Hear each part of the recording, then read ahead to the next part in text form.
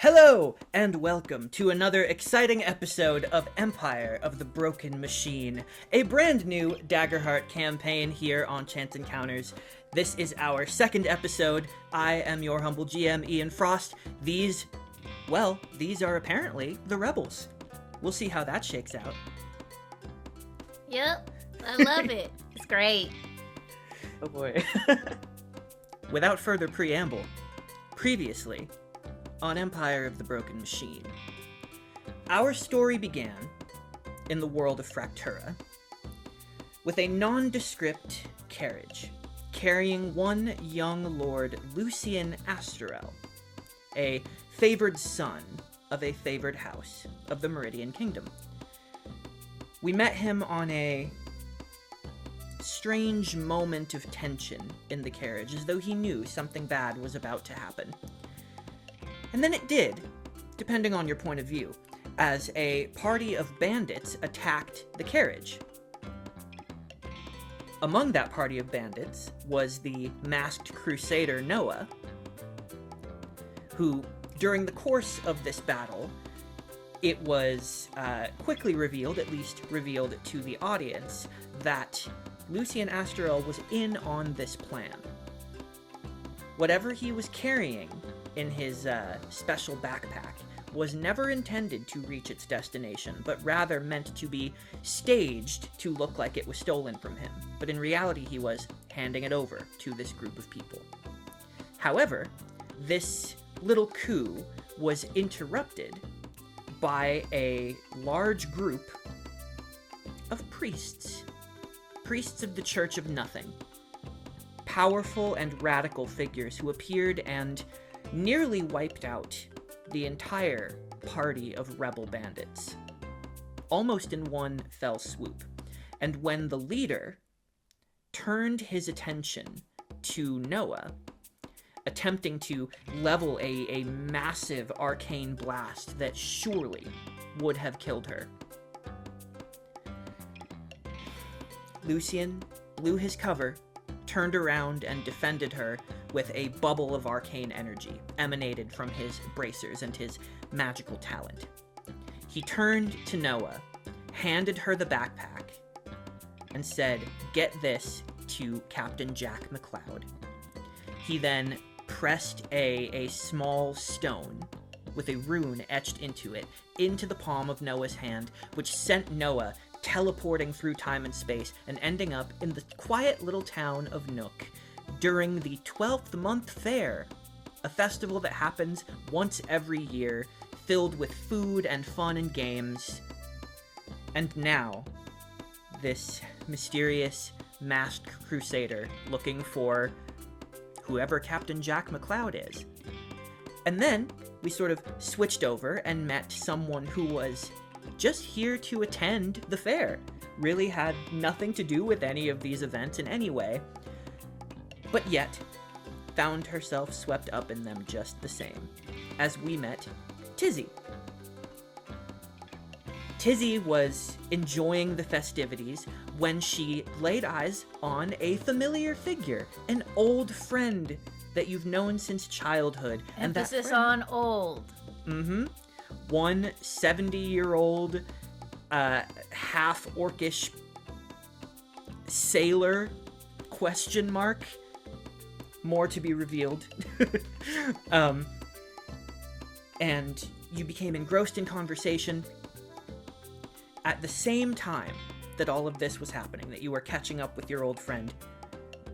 Lucian's younger brother, Valerian, in the middle of his training across the continent in the metropolis of Tinkertown, was in the middle of training and was interrupted by this strange vision. A mysterious voice pulled your mind into another space, perhaps sort of a liminal space, and informed you that your brother made a sacrifice. One for you and for this other person. And an image was shown to you, an image of a masked figure in the middle of the fair at Nook. This figure was indeed Noah, and you were informed by this mysterious voice If you help her, she will lead you to your brother. You came out of this vision like clockwork. You were immediately greeted by one of your family's robot servants, who asked you, told you that you were summoned to your parents, the lord and lady of your house, who told you that they were contacted by the Church of Nothing only moments ago, that your brother had betrayed your house and the kingdom, that he had aided a party of suspected rebels, and that they had captured him and taken him to the church outpost in the city of Nook, or the town of Nook, rather. Your parents found their story to be very suspect, and considering that the Church of Nothing has a very tense relationship with the Asteria house up until this point, your parents decided to teleport you to Nook to negotiate your brother's release. However, once you were teleported there, you found that their plan did not quite work. They were thinking it was still going to take a couple more hours, or at least another hour, for the Church of Nothing party to travel the rest of the way to the town. So theoretically, teleporting you there should have headed them off, and yet they arrived mere minutes after you did, if that. Calling into question, well, even more questions and suspicions. Then, Bishop Mangrove arrived on scene with a large party of priests, took the stage in the central courtyard, and began to tell everyone a version of what has happened. That there are suspected rebels in this town, a beloved son of Meridia was attacked on the road by rebels nearby, and that their investigation would quarantine the town until it was complete, that all would submit to questioning, and that they were specifically going to begin their investigation at the docks. So some of them split over to the docks. They also noted that any sailors not aboard their ships for questioning would be immediately detained, leaving Captain Jack McLeod and his young ensign, who you had never met before, named Maybe, to sort of fly into a panic as he then turned and booked it back to his ship, the Sorely Mist. All of you have your own stake in talking to this man, perhaps keeping this man alive, so all of you followed and converged on his ship, the Sorely Mist, with his sort of minimal crew. 3 figures who have never met up until this point, united by this strange set of circumstances. You learned very quickly that Jack McLeod, also known as Captain Cloud, is indeed working for the Last Blood Rebellion, as the Church of Nothing began systematically going from boat to boat, already beginning to arrest some of the sailors there and detain them for questioning, ? Before they arrived to begin investigating on the Sorely Mist, the bosun stepped up with this handful of what looked like sea grapes, crushed them in his hand, and created a wall of fog around the ship, as all of the rigging and all of the sails, they were all rigged to unfurl very quickly.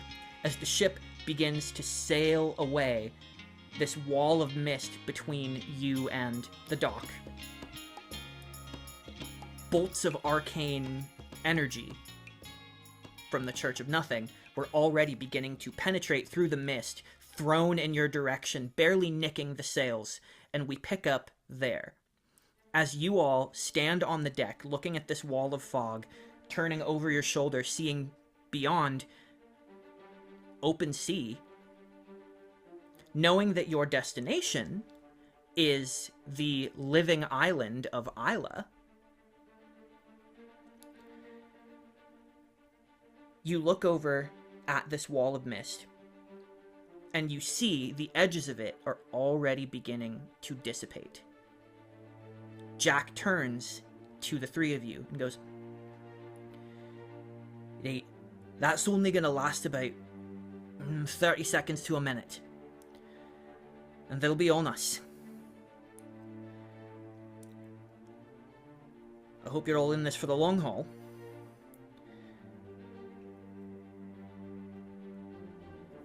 He does not wait for a response. He turns. You see the first mate, Jess Lockley, is already stepped up to him and goes, "Right, what do you need, Captain?" "Everything's ready." He goes, he takes the backpack, opens it up, puts a hand in it, reaches around for something, like he's fishing. You see his whole arm disappears into the backpack. His eyes close for a moment, like he's relieved. He goes, "Right, the cord is here.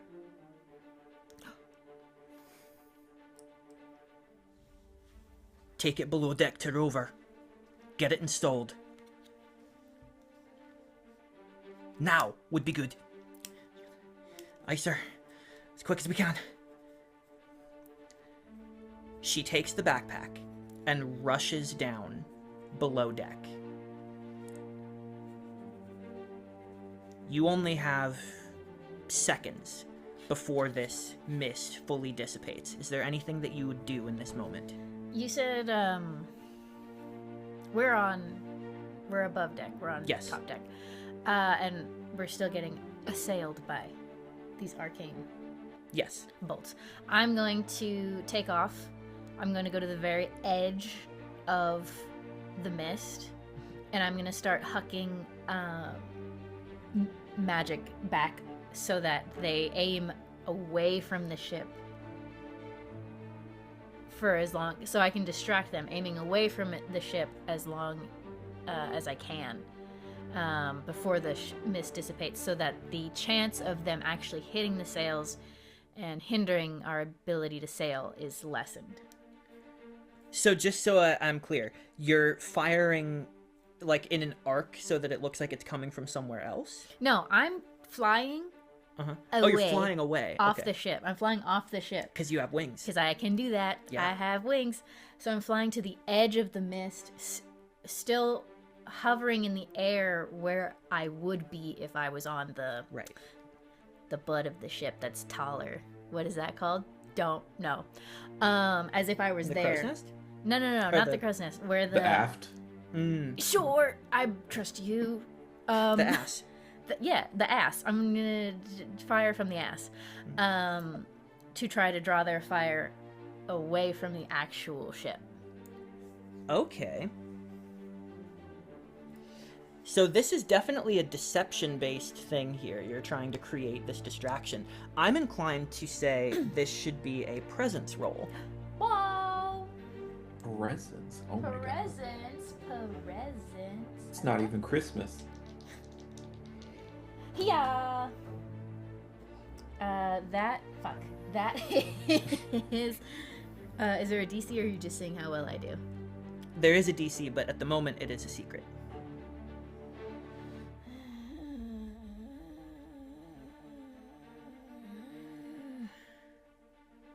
Do I want to spend 2 hope off the bat?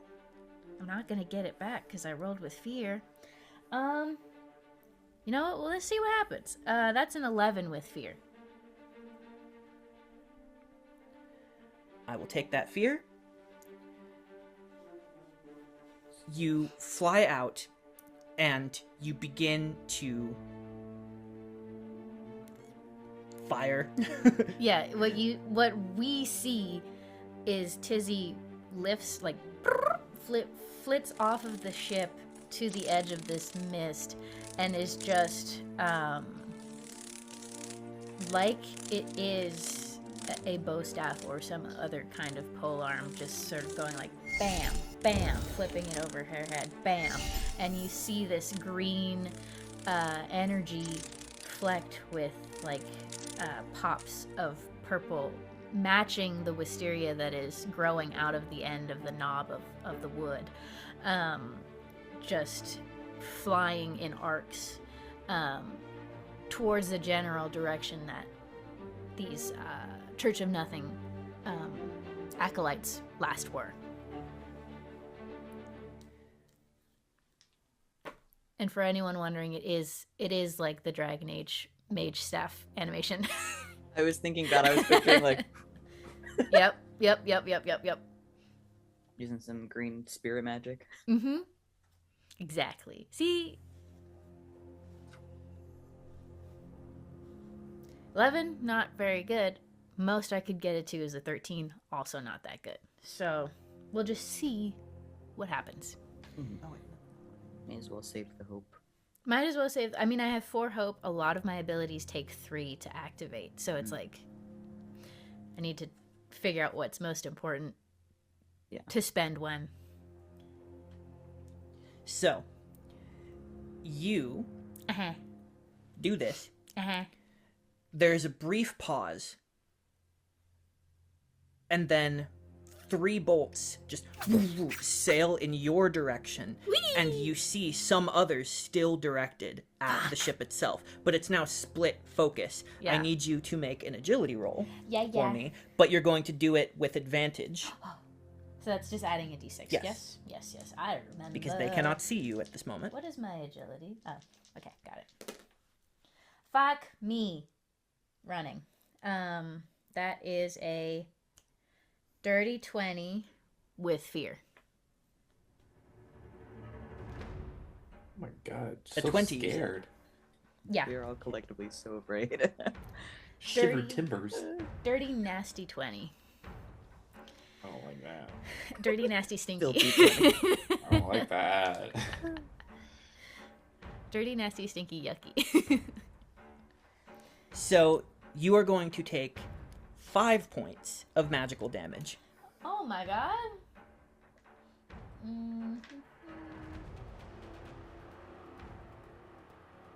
Yeah, I'll take the hit point.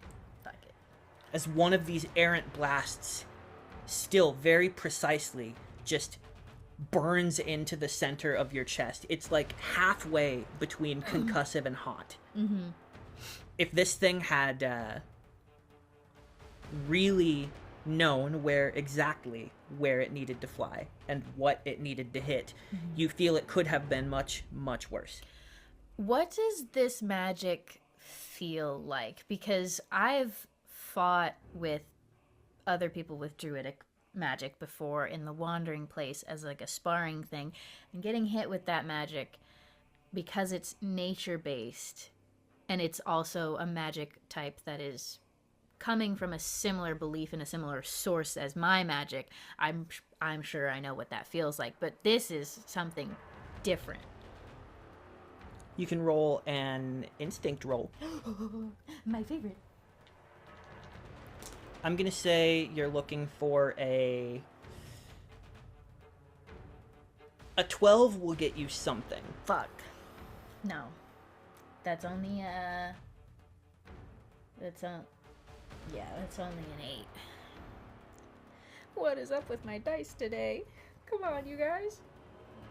On an 8, this magic does not create a sense of anything inside you. You just have the pain to work off of. It just feels sharp and hot and controlled.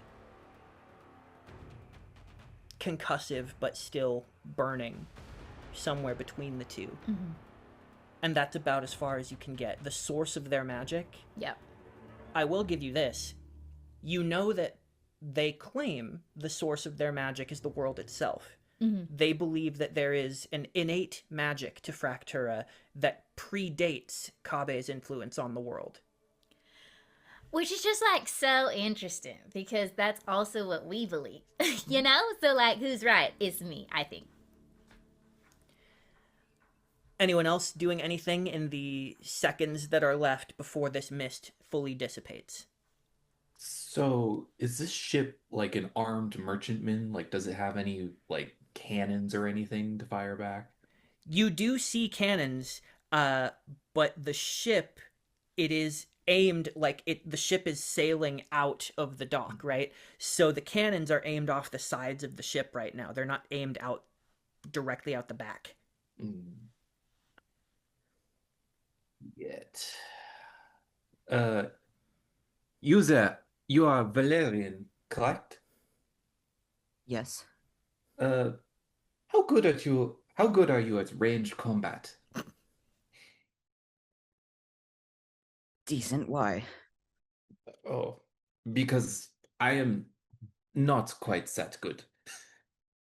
Always good to know what our capabilities are. I see our friend is good at range combat and eating fireballs to the face, so I'd be better if I had a weapon. I'd tell you that. I only have a sword and I can't throw this thing. Not that far. I'll look around at one of the crew and say, does anybody have a bow, crossbow, I don't think a crossbow's gonna help. There. a rock? A bow or a crossbow. You Or you look around, you like ask this aloud. The captain turns over his shoulder. He goes, well, you've come this far. Reaches into one of the holsters, like the X holsters on his belt, pulls out one of two flintlock pistols and presses it into your hand. And a gun. Oh, well, Hope you know what you're doing with us. not a clue. Here you go, Valerian. Have fun. Oh God. Okay. I actually don't know what the stat block for this thing is, nor if I have proficiency with guns. How far away are the people pursuing us? So this, you can't see them Yeah. at the moment, right? All you know is that the boat is traveling at boat speed, right? So the wind has picked up a little bit, but you're still just starting to get going. The ship is going less than 5 miles per hour right now because it's pulling out of the bay, you know. And you know, like, you're looking around.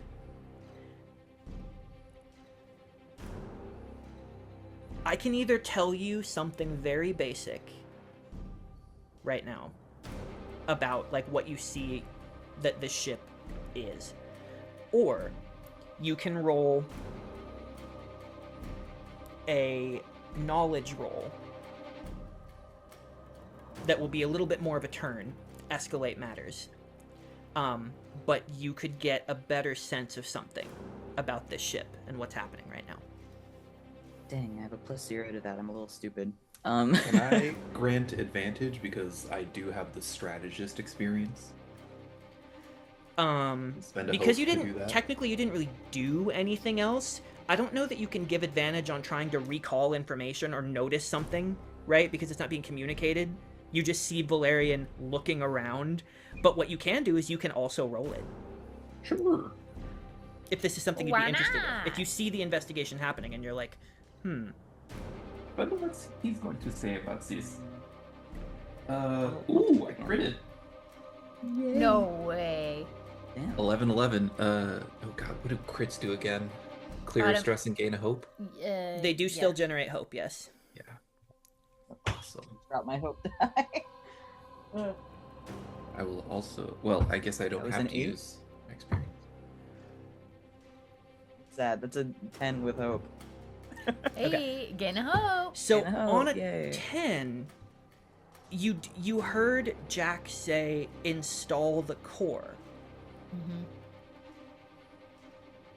And you being you, right, or coming from the family that you do, while it is true that you have no magical talent of any kind, right? Damn. Damn. Okay. Right? Yeah. But you are still around the business of your family, knowing that this is something, again, that came from them. The idea that it's one of their arcane cores. Arcane cores can be used to power vehicles. But what you see when you look around is an old-fashioned sailboat. This is a ship. It's a little dated, a little outdated. And it's common knowledge, in this world, a ship like this is a little bit of a relic and a sign of, frankly, a sign of not being particularly wealthy. Most ships these days are steamships. What Noah notices, however, is you feel the weight of the boat, especially since you're standing like near the railing at the aft of the boat. You feel weight under your feet. You feel that it's like a little bit, almost a little bit slower than it should be. And your feet are clonking on something that feel like there may be something heavier underneath the wood. And you think that there is more to this ship than meets the eye. While yes, it is a sailboat, it is very possible, very probable that this core, once it is installed, is going to reveal something else. And because you critted, I'm going to give you a little extra flavor here. You are a mage by trade. There is a ping, this like taste of ionized air in the back of your throat. This like slight lurching of your stomach, where you can feel something magical is starting to awaken. Somewhere in the bowels of this ship, somewhere beneath your feet, you feel it resonating kind of through and up you. That something magical is being triggered and growing and trying to come alive right now.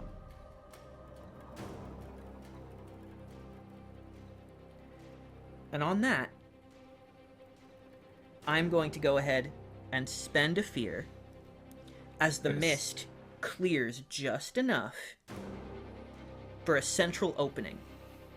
And you get a good glimpse of a singular figure standing at the edge of the dock with a hand outstretched, still sparking with white energy. Not the Bishop Mangrove, but perhaps the next in command in this particular situation. The person who you saw was leading the investigation at the docks specifically. You see a tall, muscular figure, pale skin, bald head, very like aquiline features, completely hairless, no eyebrows either, and just like huge blue eyes looking at you, human, with this faint outline of... Actually, no, this is not a person who is wearing arcane armor. What you see is a person who is wearing a silver, like completely unadorned breastplate, and their robes kind of cinch around it. So there's just like white robes, like skirts flowing out, sleeveless, wearing leather bracers, and there's a white hood that is currently down that like billows up and out around and frames the shoulders on top of this breastplate. And you just see that the white like cloak, the robes that he is wearing, they cinch with this silver emblem that looks almost like an inverted sun, the symbol of the Church of Nothing. Do you know how, if you can picture a drawing of the sun, it's a circle with like triangular points coming out of it, right? Imagine that, but the points have been reversed, so that the points are coming out of the center and radiating out like beams of light emanating from the central circle. That is the symbol of the Church of Nothing. And you catch a glimpse of it, and then you watch this figure reach out, turn his hand over, close his fist, and you see his entire body compresses, like it's swallowed up in a white line, and then reappears directly in front of you. Oh boy. Oh shit. Oh shit, oh boy. Oh, he just made such a big mistake. Huge. Massive. I still have that gun. Where is he? Okay, if I'm like Can I kind shoot of this near man? Can I shoot this man? If I'm near like the center of the deck, where is he in relation to me? Like I'm kind of standing by the mast. I would say he appeared, unless Noah was like right up against the backmost railing. Were you, Noah? Were you right up Probably. against the backmost railing? Okay, then he would have appeared like you see him disappear, but you don't see him. You hear him. You hear his boots suddenly clank against the wooden surface of the deck behind you. So he is like between the two of you if you're toward the center of the boat. And he's looking around, making ready to do something. Actually, Noah was the one that handed off the gun to me, so I probably would be standing near Noah. I need to look up the stat block of this gun really quick. It's just a flintlock pistol? Yeah. Okay. I don't even know if I'm proficient with this. It's fine. It's like, point and shoot. You know what I mean? Yeah, Steady your wrist, and How you're hard good. can it be? How hard can it be? Just don't shoot me. That will be a problem on our friendship if you hit me. That will be a huge I will do my very best. bummer. As you're looking this up, this man who is standing amongst you, Fucking guy. he stands perfectly still and straight, but he puts his arms out to his sides and overturns his palms, almost as though he is offering something to the ship. And he simply says,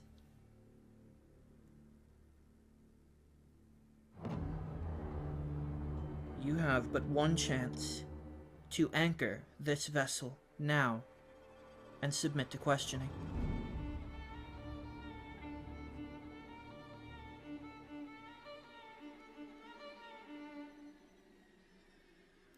We're not the captain. You're not the captain. I'm just waiting for Valerian to just shoot him. I can't find a stat block for a pistol. I see rifles. I see hand cannons. Hand cannon's crazy. There's What is a this, black Bloodborne? powder revolver. Yeah. All right, Oh, okay. that's on 118. Finesse, range, far, d6 plus 8. Would it just be a tier 1? Yeah. Actually, yeah, can you read those stats to me again? I can't get in. Yeah, it's finesse as your trait. Its range is far. It does d6 plus 8 physical, and it has the reloading feature. But I'm just going to assume that we're going to count that as reloading anyways, because it's a flintlock, not a revolver. D6 plus 8. Ocho. Damn! Yeah. Okay. Finesse. And plus 0 to that. That's great. I'm just gonna try to. If I'm standing near Noah, I presume. Okay, so the guy is behind her. So you said you were near the mast. I did, and- but then I realized Noah handed off the gun to me, so I would have to be near her. No, Noah did. Oh, you're right. Mm-hmm. Yeah. You're right. Okay. So two friends holding hands near the aft railing. Would it be correct to assume that, like, if me and Noah are facing each other, I see him behind her? Not if you're also standing next to Noah at the railing. He would have teleported in. Behind. If Triangulated. you're facing in toward where the captain is still over by the mast. Hmm. If you're facing that direction, you would have just seen him teleport in. But he just like made himself known. He's addressing Okay. the captain, so he's looking like he's here. But it's like mast, aft. You guys are here at the aft. He's here between you and the captain, between you and the mast. Okay, but he's announced himself, so I know he's there. Yeah. Are there penalties to using ranged weapons at close range in Daggerheart? Can I shoot this guy point blank? I don't believe so. I think range just Pretty means your sure, yeah. maximum Yeah, I range think you can just do it. Okay. Yeah. Run up, shoot a man. We'll Yeah, confirm man. that later. Right now, it's fine to just let it happen. I'm gonna shoot this guy. Yeah. Just Also, you're not like exactly point blank, right? There's like half a Yeah. ship between you. It's fine. teleports in. Kablow. That is a 15 with fear. Great for us. Does that? A 15 with fear. We're doing great. We're doing great. A 15 does not quite hit. No! How did You I miss fire. point blank? Because it's so close. Are you point blank as in you literally walk up and go like almost touching? Okay. Then just where I was. Yeah, So where not you were, point it's not blank, quite point point blank. So Yeah. so you go to fire, and you're not quite comfortable with this weapon. And the bullet just ricochets off of this silver armor. And you see a slight dent. And he just turns over his shoulder to you. Cracks his neck once and fires. No. Oh shit.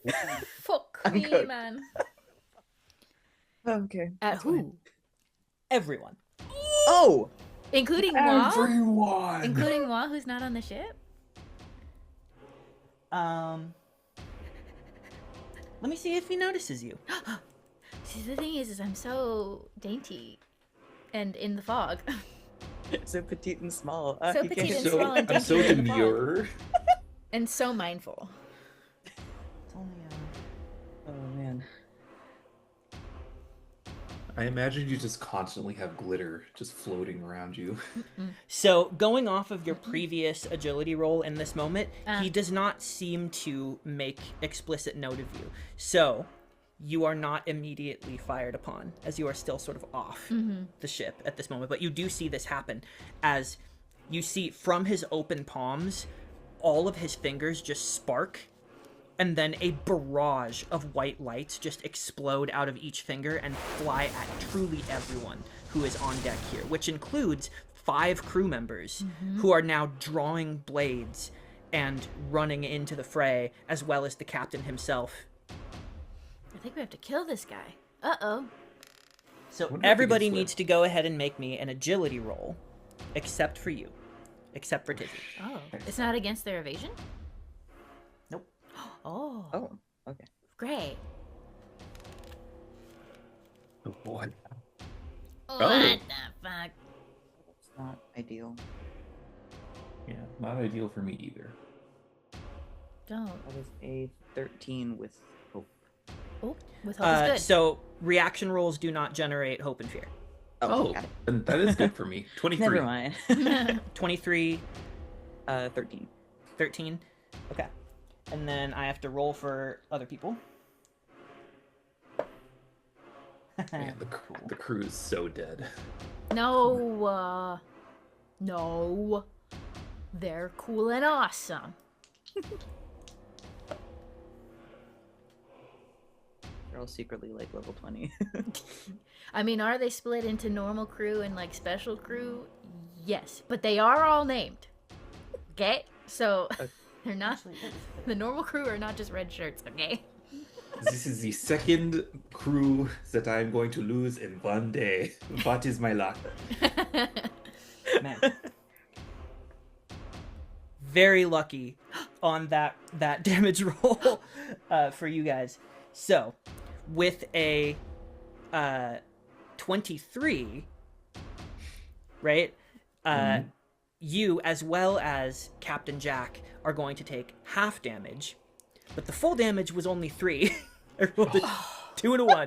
Oh, dang. So you take 1 point of magical damage, Ow. whereas Valerian, as well as the crew, are both struck full force. But you see, it is a little bit like as though he split his focus too much, trying to hit, 5, 6, 8 people at once, right?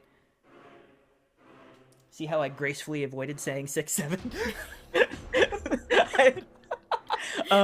Okay. No! I'm an adult. I'm mature. So it was 3. So that would just be still 1. 1 point, yeah. I'll take off my. Yeah, I'll do another armor slot. Armor slots are free. The DM doesn't want you to know that. How do you recover armor slots? Do you have to like buy new armor? It's a downtime action. Oh, gotcha. I have a Good one. question. I have a question. Oh, wait, that's... Do-do-do-do-do. Do-do-do-do-do-do. Da-da-da-da-da. It's not for you guys. I'm Oh, just God. stalling because he's writing stuff down. Oh my goodness. I have a question. Can I make the assumption that he's the only one that's been going pew, pew, pew this whole time? You can make a instinct roll and just look to see if somebody else has, or you can just assume it. This has gone pretty sideways pretty fast, actually. You know, I won't risk it. I won't risk giving you any more fear until I have to. All right. So afraid. All right, can I run up and kill this guy? Yeah, so I just want to mention the captain gets hit but rolls with it and sort of like barrel rolls on his feet and comes up with his sword still leveled at this guy. And the crew, you see the crew is all like ducking these blasts. One of them kind of tries to carve one in half with a sword. Very cool. But there is one crew member who does get hit and injured a little bit. Yeah. All right, I'm gonna run up and just Noah will just take it and then just charge in to hit him with her magic. Ooh, that's Magic! magic. Magic! That's actually not that bad. Ooh, and because of my strange patterns, I can clear a hope or gain a hope or clear stress. Mhm. So I'm gonna clear stress. Or I don't have any stress to clear. But anyways, that's 17 to hit. Woof. No. 19. That will hit. All right. Okay, so the armor class is somewhere in between 15 and 17. 15 and 19. 15 and 19. I will fawn kick him because fuck that guy.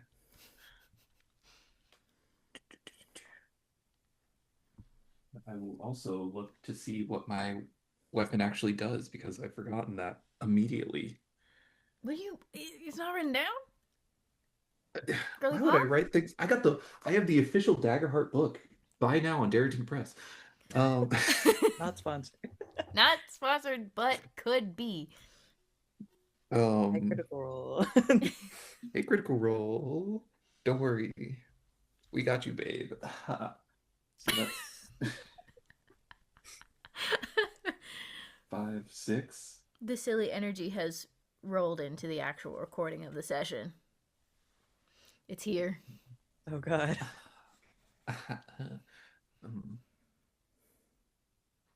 Fuck. Math. Lock in. 18 points of damage. Woo! Damn! Nice.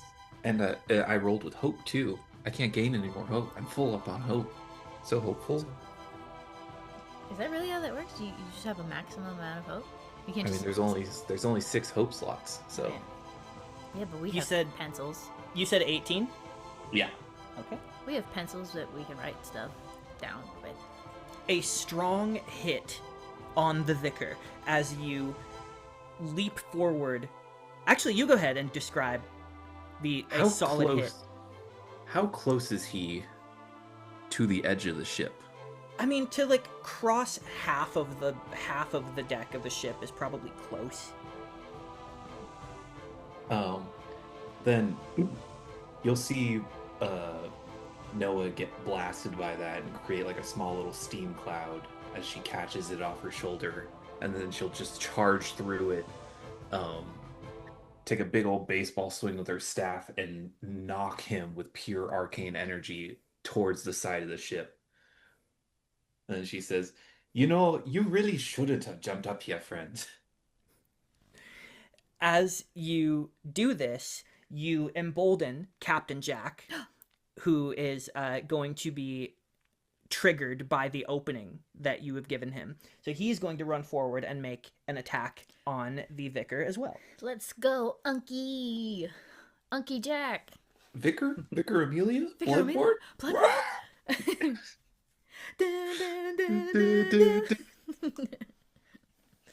Someday I'll get to play Bloodborne when they finally make that PC port I've been waiting for. Yeah, It's gonna happen any day now. It's totally gonna happen.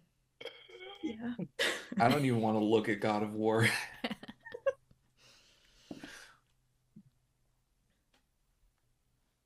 He's gonna hit. Oh my god. W, Yeah. major. Stronger than Valerian. Wow. Okay. Catching strays. Like I've been doing my whole life. Damn. Your mom calling you Lucian was crazy. Yeah, that was really brutal. Not the first time. Yeah. Maybe I'll let my brother die, actually. I don't know. Maybe, like, So- fuck That guy. Captain Cloud rushes up, and as you have the Vicar's full attention, you see his eyes just sort of like flicker for a second as you feel just a rush of like air and like a rush of musk, like the smell of this man, of like Like a sweat cloud? and determination, as his cutlass deftly carves across and then carves a little bit into the into the traps, and you see bright blood begin to soak up into the bunched up hood, this like white hood of the robes that are coming out, and start to drip down to tarnish this silver clasp. He is also going to mark a stress, the captain is, to activate the crew to do something important at this moment. Yeah. Gotta put the core in so we go meow. So we go.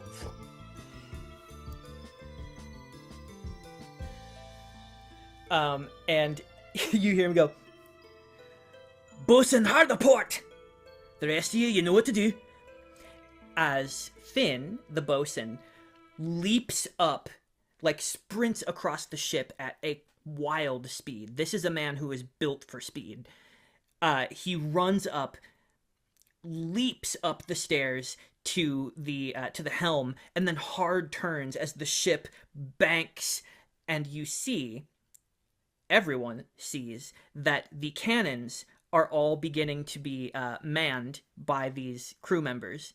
Or at least, I'm going to say 2 of them are going to go ahead and man the cannons and aim, as you follow their gaze, at the remaining 2 lesser priests who are still scrambling and are standing at the edge of the dock just trying to fire these bolts out. But they can't really fire as many as this guy can. They're shooting like 1 at a time, just like woo, woo, and not doing a terribly good job. Now that the cannons are leveled on them, you see they immediately are like trying to readjust. But I think that is going to be as much as he can do. That's kind of a big maneuver to get the ship around. Take some time. So I'm going to hand it back to you guys.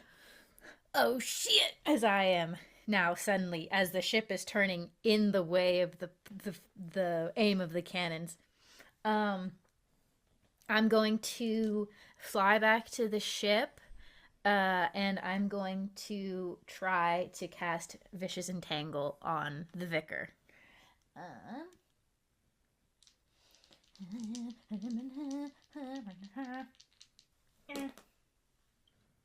Fuck.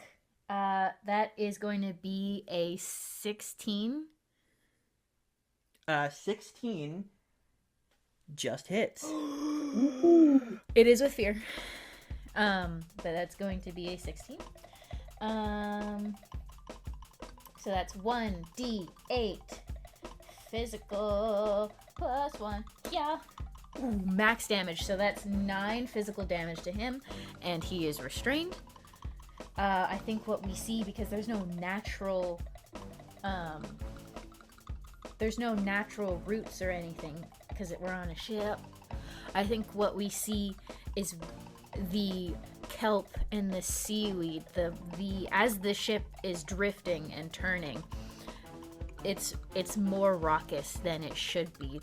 The disturbance of the water as Tizzy reaches deep down into the ocean, to the bottom of the kelp bed, and the seaweed sort of comes up and rise and whips, like as if a kraken's tentacle, searching for something to grab onto. And I focus my energy on this vicar, who has been pushed closer to the edge already, and they sort of whip out and grab by the wrists and the throat and pull down as much as possible. Incredible. And you see that this does damage him quite a bit, and you see he's already like bleeding, but his face does not betray that he really notices it that much. Sort of a tight line of his mouth just clenching in as he looks around.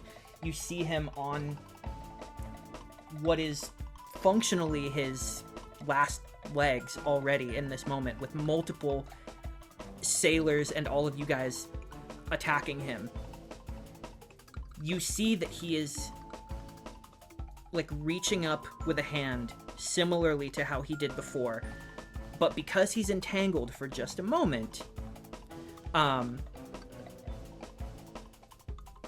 gonna give one opportunity to try to do something as his body is beginning to be engulfed in light.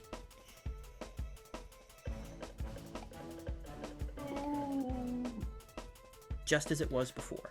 I'm now on the ship, but I'm still flying. I'm still hovering, and I'm not immediately up next to him like the other two are. So I will give that to someone who wants to go crazy with it.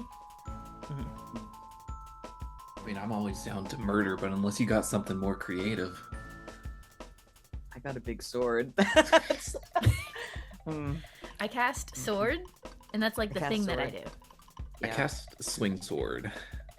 I just hit him really hard, and then he dies. All right, I guess I'll Go for it. Up to you. If Run you up. know that he is trying to escape, the question is, do you let him or not? Or do you Oh, want him no, never. What? Ew. In his ass. Ooh, that's not very good. Um, Do you have any experience you can add to that? no, I don't. Damn. That's a.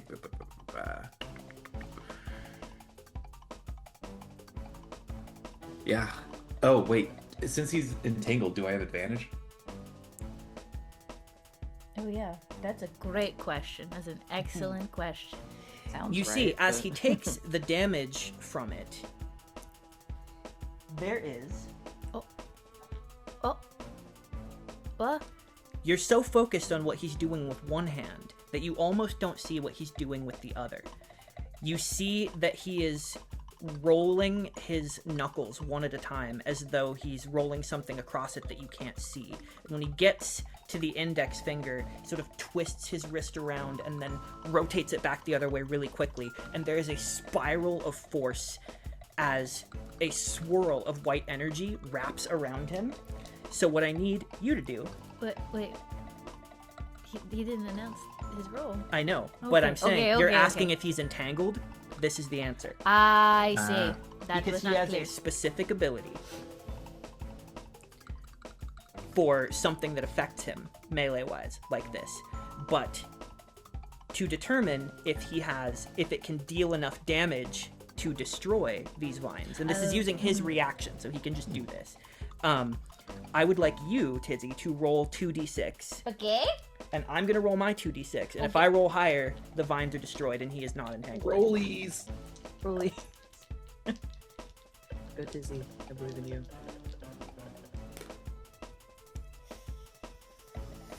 That's 8. I'm gonna show you what I rolled. No way, dude. God, that's. No way. Tizzy is the most powerful person on the earth. Oh, this is good. You see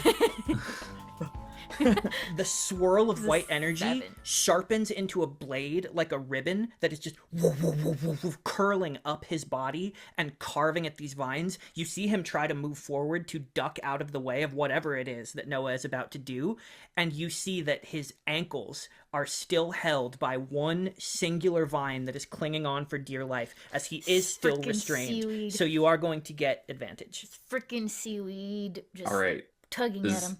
is a very important roll. I believe. Don't fuck me. I don't believe. I believe. God damn it. That is a 14. And you don't have any experience that can help. Nothing. 14. A 14 does not hit. Can I use strategist? Oh God.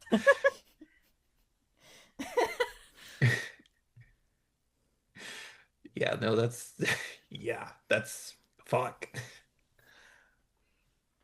Damn it. And that's also a 14 with fear too. Damn. I'm so afraid. We are doing well. Listen, if you guys hit him harder. So Never used I this did thing max before. damage to him. Hello? you go to again. What was the specific like type of attack you were trying to do? She was just basic basic magic attack in melee range. Describe to me what the actual magic would have been. Like what does emerge from you and just hit empty space? So from the tip of Noah's staff, you see this coiling white arcane energy blast out and curve around. And I think you just see him like just duck under it at the last second as it singes his hairs. Yeah, this magic attempts to wrap around him, but you see that he blinks out once again, his form compressed, and you see him reappear again at the docks with his finger outstretched. He says a word, but none of you can hear it, as I'm going to spend another fear. Is it far or very far range at this point? Far range, because you're moving at 5 miles an hour. W. Yeah.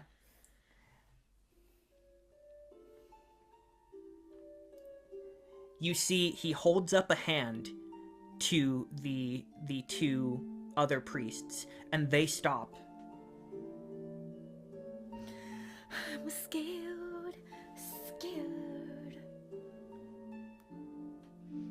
I'm gonna need everyone who is on deck, which is still not Tizzy, to go ahead and roll an agility roll. Well, what is the is it the same thing? Because I technically am, I'm not, my feet are not planted on the deck, but I am on the area of the deck now. Yes, but if your feet are not touching it, this will not affect you. So, Okay, got it. everyone on deck, you feel the like pieces of the wood of the deck begin to crack and shatter as metal spikes begin to just jut up out from beneath the deck and create a field of spikes where the deck once was. You said agility? Indeed. Can this be 12. instinct? Just It is an because? agility roll to avoid this. But what if you like really like me? Make it strength, and I can just like I'm too strong. Tank it, yeah. Can't touch me. You just No, put your that's foot on the spike and it goes back down. Yeah. That is a 12 with fear. But you don't. Yeah, reaction roll doesn't. Yeah. Oh right. Yeah. No fear. Never mind. Just a No fear. 12. No fear. No fear. No fear. I'm no still fear, no afraid, but I'm afraid of the spikes. fear. In your heart, it is fear. Well, I got a 13. You guys are doing great. Yeah. Love you. So Love it. 13 Love you, and love it. 9, you said? 12. 12. 13 and 12. Okay, so still, both of you are going to take 9 points of physical damage. Ow. Let me roll for Jack here.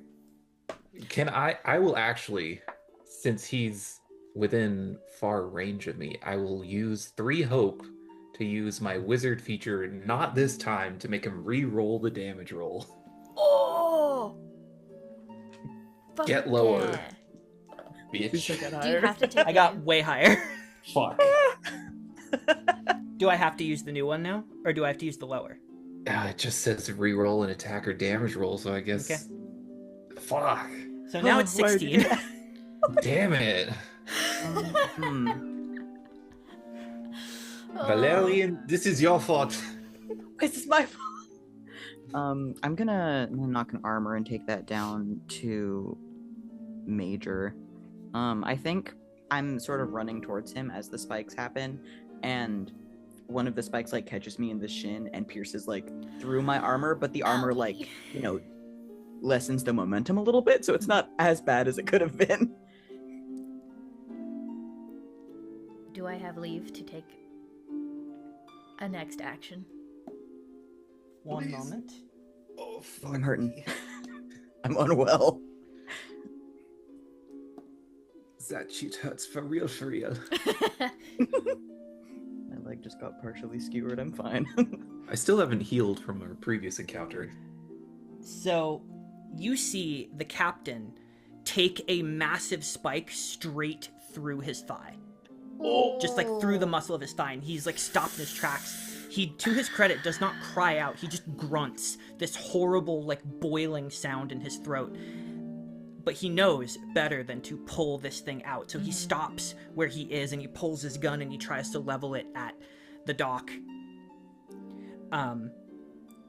As all of you, especially Tizzy, you look and you see most of the crew members jump and dodge out of the way. One of them, like, jumping up to cling to the crow's nest. One of them, like, pulling up some of the rigging, ? Should have looked that up. To, like... No, you're right. Sort of fly up on the ropes. Yep, you're good. But you see 2 of these crew members. One is a middle-aged, sort of burly, orcish man. And one who is a gangly, slightly younger human with 2 cutlasses sort of twirling. These 2 were, like, rushing into the melee. Both of them are pierced straight through the chest and instantly die as they are just elevated up. Okay. No, do I have leave to take an additional turn? First verse, same as the first. My staff is far range. I'm gonna try to just kill him from the ship. And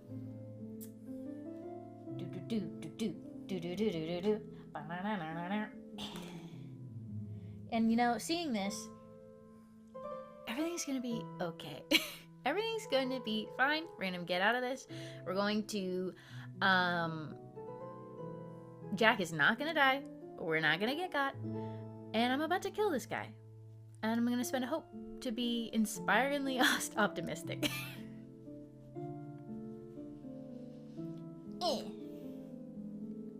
Okay, so that's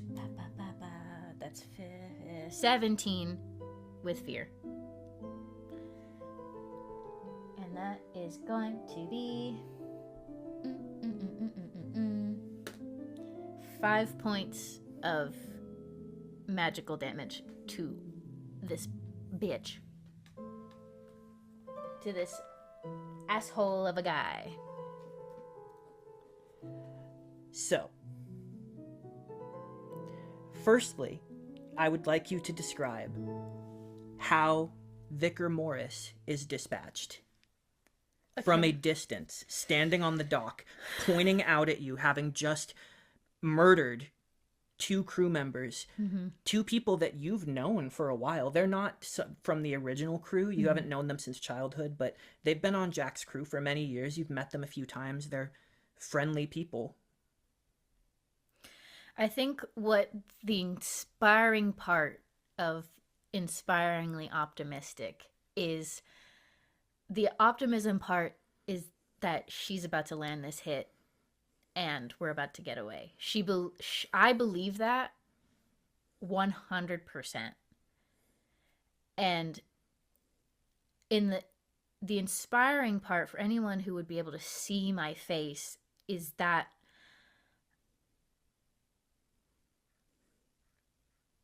the pain of watching these 2 people get spiked through and Jack getting impaled flashes on my face. But nature is hard and nature is cruel, and this is not the first time that I've watched someone die in front of me or get seriously injured in front of me. And I am able to bury that down and replace that pain, at least temporarily, with the resolve that I'm about to avenge them.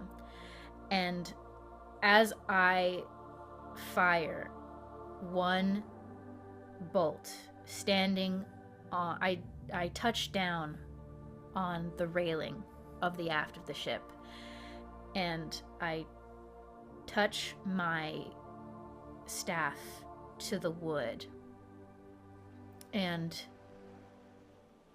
a bit of sea spray comes up and swirls around, up the staff, up around my hand, into the knob of the wood. And I just, it's like a laser beam of just pure water. It's like light blue energy, but it like sprays and fizzles off as it sails through the air as if it is like a crashing wave. And it just hits him dead on and splashes over him as if it's water cresting on his breastplate. And so I don't know if he hears this, but Tizzy whispers on the wind, "Whatever you're doing,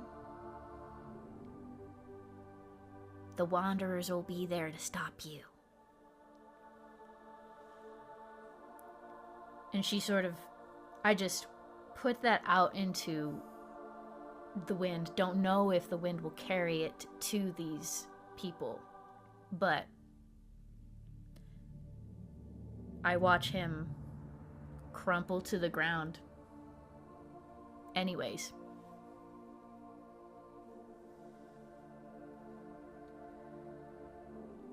You watch this happen. You see the other two, the deacons, flank the body. One of them immediately drops to their knees and starts checking him over. The other one looks like they're about to fire another bolt at you.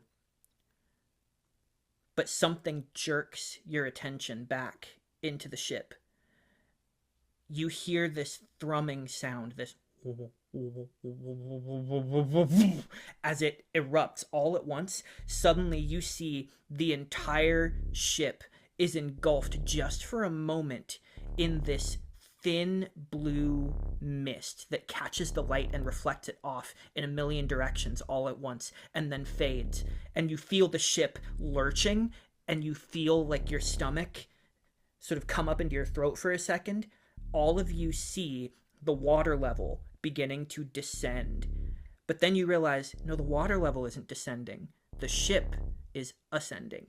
And you feel a deep rumbling, hear the scraping of metal and wood as you see huge planks of wood along the hull of the ship, if you look over out the side of the railing, are slotting away, revealing empty space as two massive metal industrial fans push themselves out, forming this sort of like engine formation on the backside of the ship. As the ship is lifted off, Jack calls out, "Everybody brace yourselves! Hold on to something!" This white, futile beam of energy, practically impotent compared to what the vicar was putting out, just sails like scores of feet under you as you are lifted up in a matter of seconds, just lurching up into the air, up and up and up and up until you're at least 100 feet off the ground, and you watch the dock shrinking down below you. The ship is not traveling forward at 5 miles an hour anymore. It's something more like 15 as you are rocketing away. These fans just spinning blades, pushing air out. The last thing that you see before the docks disappear into a brown dot on the horizon is white-robed figures flooding the docks.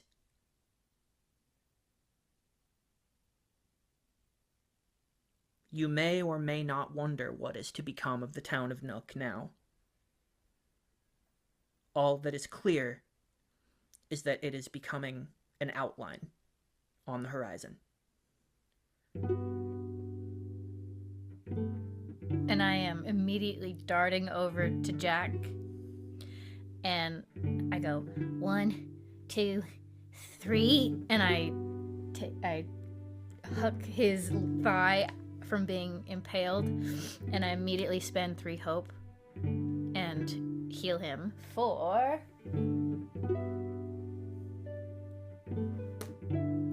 4 hit points. That is as many as he was down. I need you to describe for me exactly how this looks and how this happens as you completely heal a wound in an instant. A grievous wound, mind you.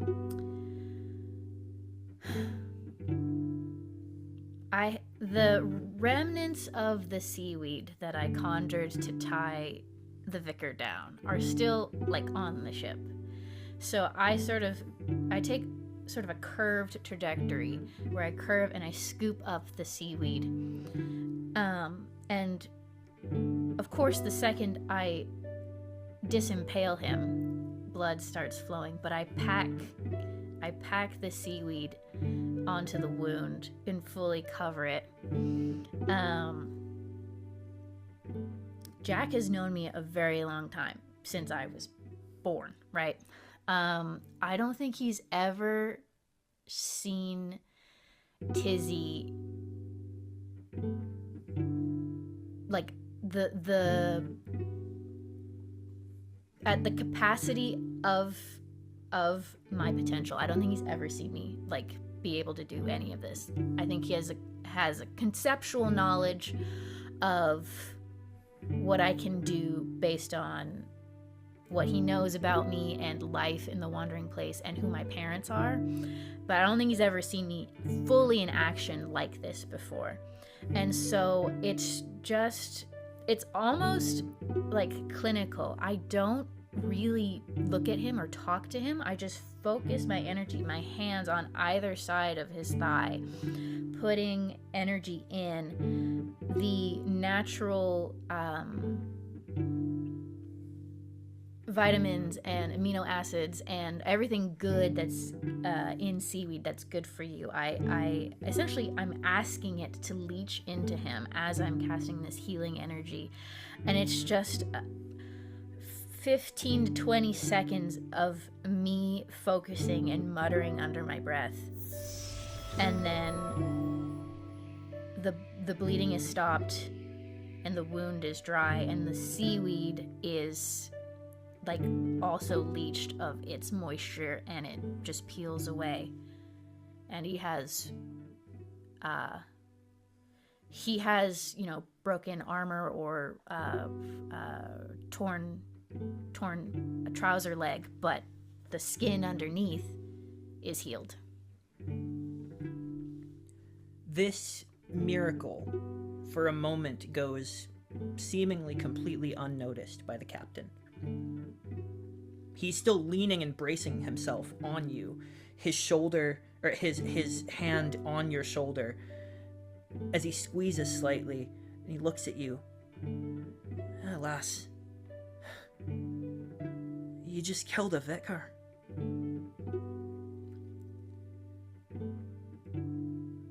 How's that living in you?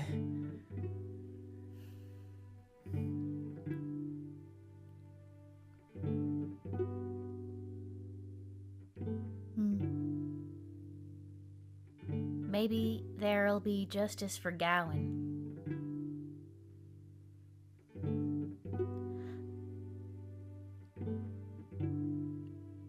That's how I'm gonna balance it. And then he stands up and he notices and he goes, well, that's a handy trick. I told you needed me on the ship. Well, hey, you're in it now. You've killed a vicar, which, thanks for that, by the way, but that may have just... No, that definitely just complicated things. I mean, you're already going to be wanted just from that situation, but now it's going to be worse. But by my sword, you have my protection and my gratitude. You, at the bare minimum, are an honorary member of the Sorley crew for as long as you'll have it.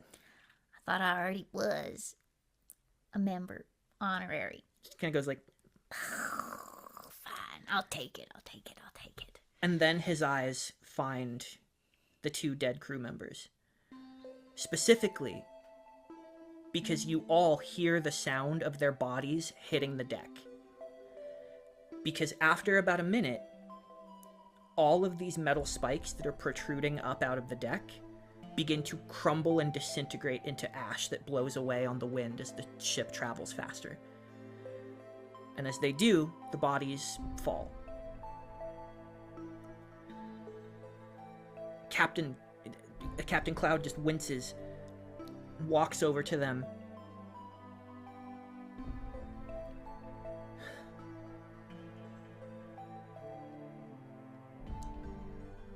Solomon Dean, Flynn Robinson, you'll be sorely missed. And it will not be for nothing.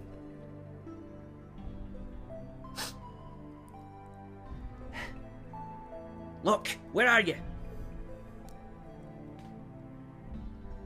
Locke rushes up from below deck. You all see her run up to the captain. Go. Right, sir, it seems like everything's working fine. The core, it seems stable. Fans are going strong. Should be off without a hitch. Any chance of pursuit? Bosun.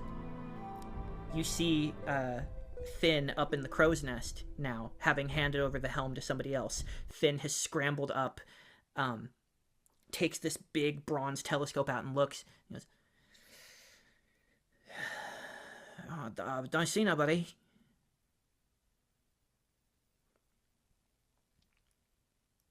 Right. Wrap him up, take him below decks. We'll give him a proper burial once we, well, look over and you see Isla emerging. Or not Isla. You look over and you see Maybe emerging from below deck as well. Just Sometimes trailing. she's Isla. I mean, kind of. Well, I say that because you see her eyes once again, her pupils dilate, and the green around her eyes becomes, like, deeper, more verdant, and is telescoping like camera lenses once again. And you all know now, having figured this out last time, that she is one of Isla's eyes. The living island is currently seeing through her eyes. And then her eyes return to normal. She nods. She goes, Isla says that they can be buried. They can be buried in her. There is a silence that falls across the ship. A silence except for the gentle pulsing of the arcane core and the wind rushing past through the sails and around you. This would be a first for all of you. Perhaps not for the world, but for each of you. There's plenty of time to ruminate on that if you would like to sort of investigate that. We can make some knowledge rolls if you want to see what you know about airships, arcane-powered airships. For the time being, the crew sets to work wrapping up the bodies of their fallen crew members and bringing them below deck, and they immediately set to work cleaning up the deck. As you all notice as well, the boards that have split from the spikes coming up through them, there is a metal floor underneath, hidden. So the deck is not ruined, but the facade is.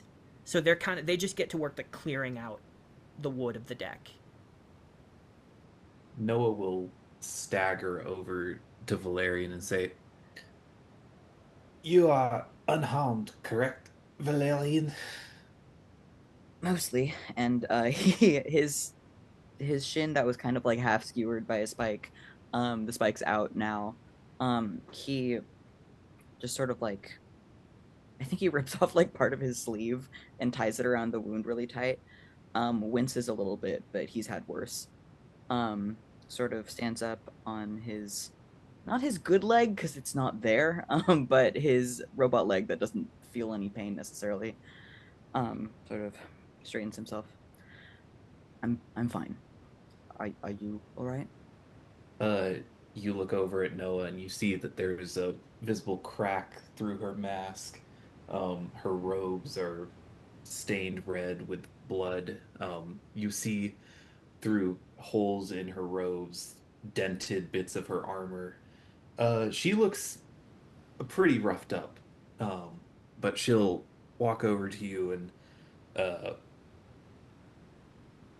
uh, she'll tap your shoulder and she'll say, "You know, the Friends of Something, we are not really a frontline group. We mostly specialize in industrial sabotage. In fact, I am probably the only member that is suited for combat.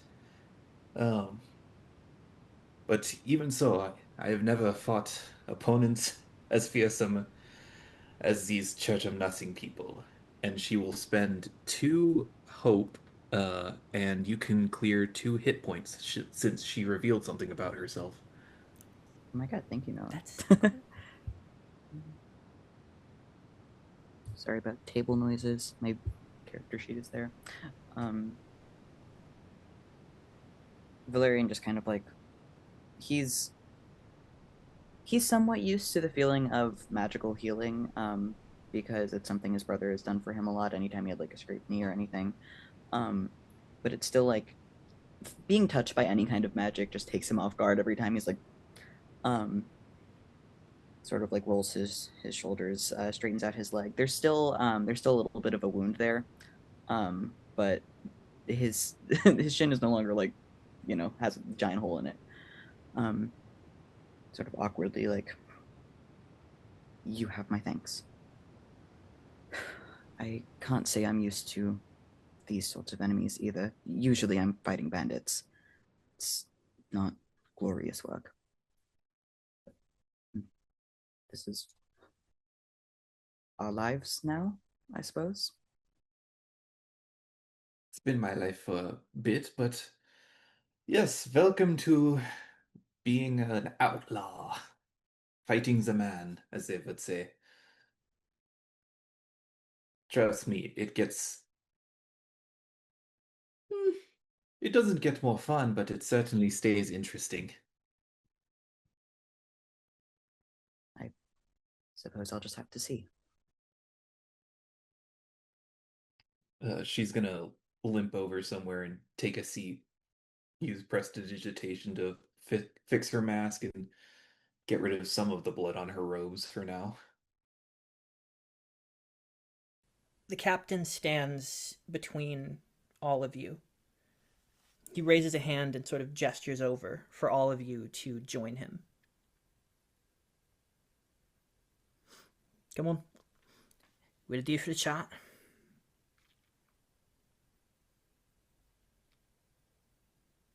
Do you follow him? Yeah. He brings you into his cabin. You see a beautiful mahogany table, sort of a velvet-lined rolling chair that has like spikes that can anchor it down to the ground, and you see that there are magnets on the end of those spikes that can come out, and knowing that there's metal underneath the wood, the chair can be stuck in place or unstuck to like roll around comfortably. And he sits down in the chair. There aren't really other chairs for you guys to inhabit. You look around and you see some fine watercolor paintings of rolling green hills and plains. It's like a wardrobe, various chests. You see there's a door that leads back and presumably into like his quarters. He crosses his arms and he goes, well, I'd like to think the whole plan hasn't gone to hell. We're looking at about 750 miles from here to Isla. That's about 50 hours travel non-stop.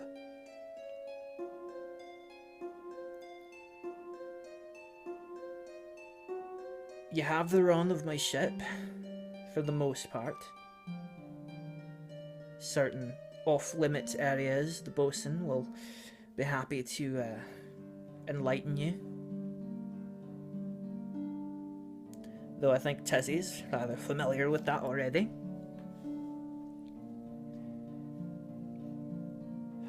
You see that the tired, like he's fighting the tiredness in his bones. This is an old man. He's an old fighter. And the wounds are healed, but it's another scar for the collection. He is beaten up and still going. And he leans back in the chair and sort of rests his head on the cushion of it. He goes,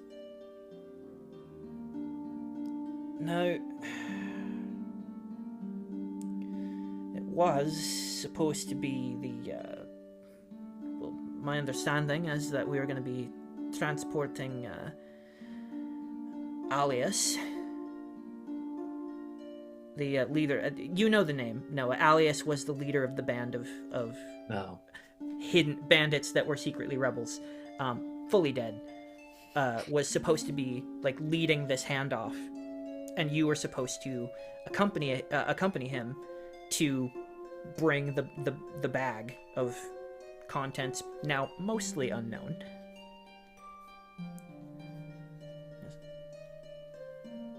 Now it's just you. I don't expect that we'll be expecting any other friends of yours.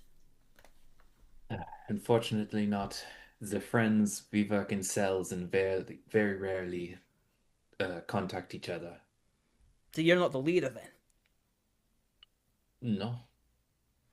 Do they have one? Actually, don't answer that. This is not my business. If you do, the reason I bring this up is because once we get to Ayla, we'll use the teleportation circle there. Or rather, you will. That's the end of my journey. The end of this journey, for me anyway. We're just the transporters, for the most part. And, our cover's blown, so our utility's about to change. And remind me, where is this teleporter supposed to take Noah?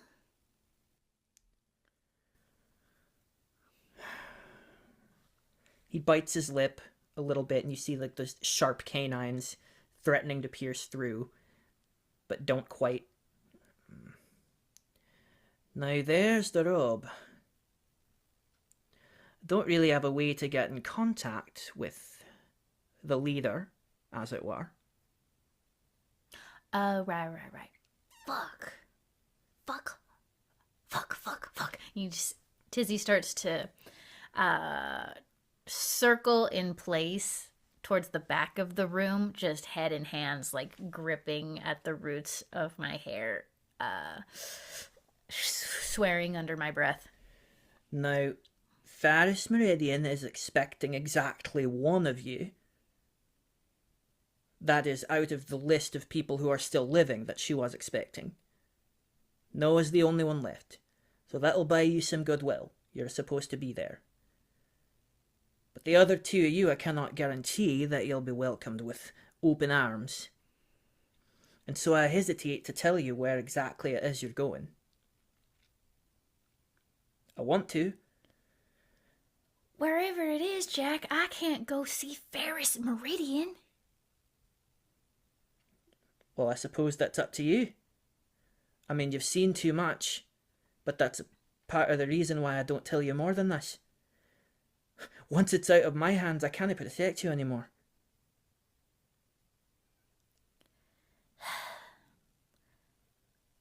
Is there any chance it's going to be somewhere close to where I can get a ride to Alridia?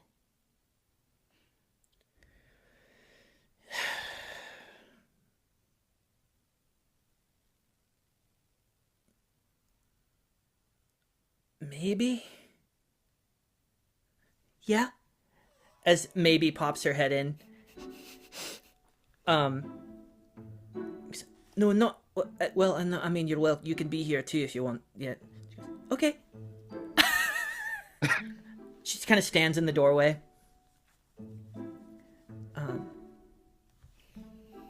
Well, for what it's worth, everyone is invited to Isla, but if everyone wants to stay there and go their separate ways, then that's, I suppose, up to you all, right?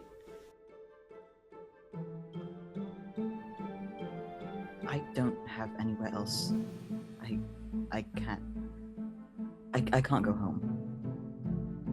I don't know what else there is for me out there, but it may not mean anything to you, but I just gave up everything I have. What am I meant to do? Just rot on an island for the rest of my days? Well, you wouldn't have. You could come with me. We. You still need to find your brother, though. If he's alive. I'm pretty sure he's alive. Not I can to be feel too it. grim, but he does know a lot of information about the rebellion, so... There's that. Eh? Though, that does call into question a point of concern that I'm having. Your family, Mr. Asteria, they sent you to Nook for a reason. And I can surmise what that reason might be. The Asterials and the Church of Nothing, they may fight on the same side, but that friendship is, well, tense, to say the least. I'm not surprised to find that the Church is trying to undermine you. And I think I get that you're in this to save your brother. That does not tell me that your heart is in this rebellion just yet. You have one goal, and for the time being it intersects. And if that's your goal, well, assuming Faris Meridian trusts you, if you can earn that, convince her, then she may choose to help you. Send you along on the mission to retrieve him, if such a mission is to be stewarded. But my point of concern is that your family, they're going to learn pretty soon what just happened. I mean, it's not going to take long for a word of your face to get back to them. Now, if what I'm hearing is they didn't quite believe that Lucian was actually a traitor, maybe they'll give you the same benefit of the doubt. Maybe not. Either way, I find it hard to believe they didn't leave you with a means of communication and expectation to use it. As he says these words to you, you do know in the pack of supplies that were given to you is a one-way speaking stone. Well, not one way. By one way, I mean one purpose. It connects directly to them and only them. It cannot be used to magically contact anyone else. You got a kitty phone. Yeah. It does not require any magical skill to use. All you have to do is say the trigger word that was given to you, and you can communicate with them for a time. You are expected to check in at regular intervals.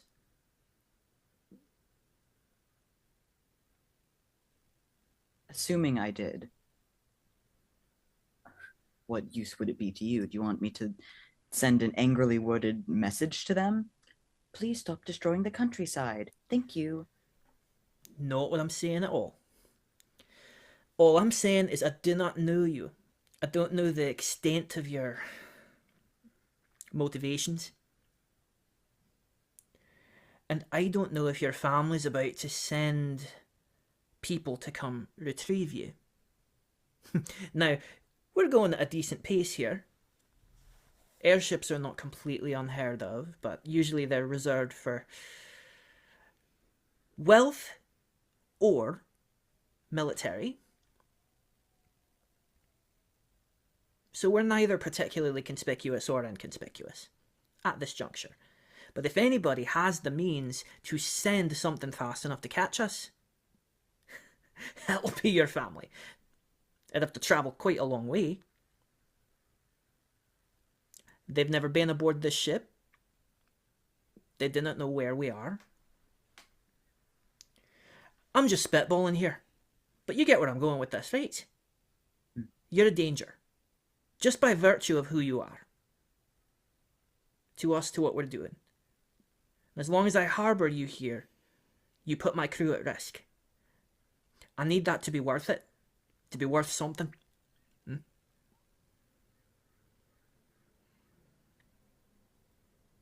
What would you have me do? I would have you ask yourself that question. Again, I see. 50 hours non-stop. You have, mostly, the run of the ship. Quarters will be assigned to you. We have some to spare.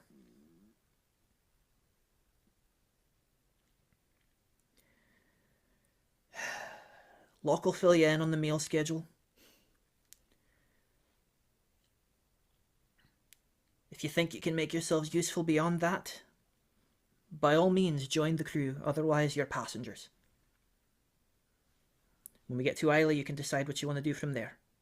But one way or another, that bag is getting to Ferris Meridian. Well, I may not know her terribly well, but I can tell you this, Noah. There'll be hell to pay if you're not there to deliver it, as was promised. Difference of something always comes through.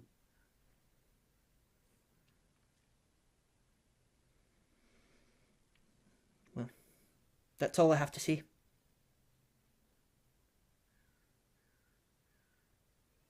Tizzy immediately leaves. Noah will spare Valerian a glance and then turn around and try and find her quarters. Valerian will walk to the door and just sort of stop and look back at Captain Cloud. Just say, for what it's worth, I'm not my family. I don't know what that means to you. And I don't expect you to trust me. But I'll do my best not to disappoint you. And then he'll leave.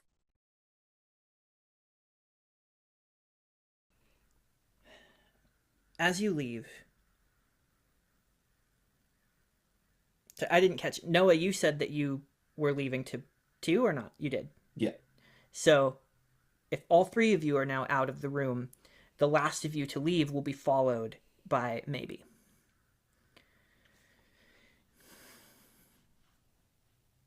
You see the sort of green eyes are on again.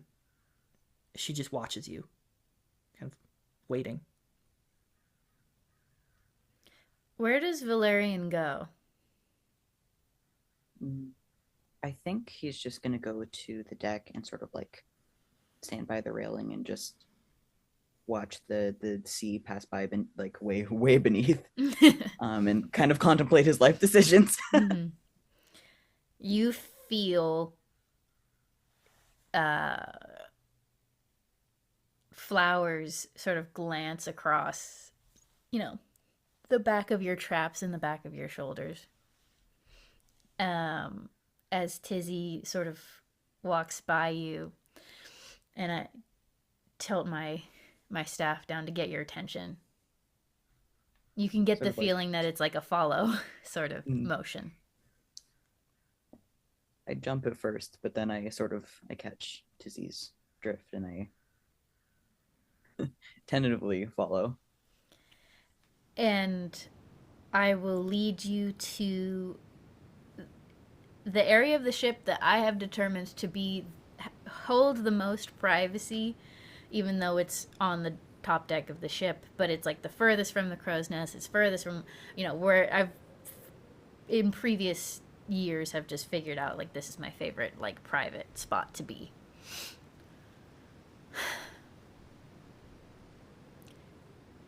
You and me are a liability, as Jack said, to everything they're doing.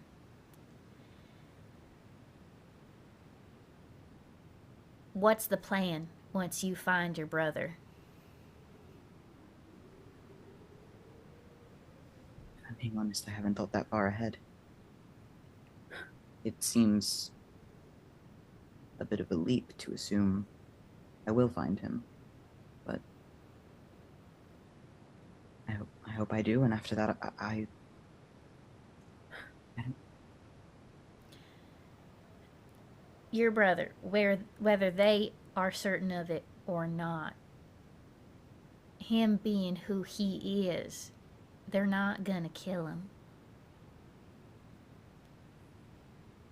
Sure, they'll squeeze him and they'll use him and they'll dangle him where they want to, but they won't kill him.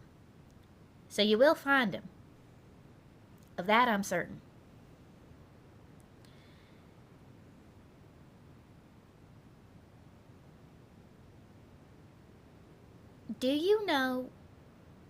What do you know about the politics of the Trifold Kingdom? Very little. My family doesn't favor dealing there.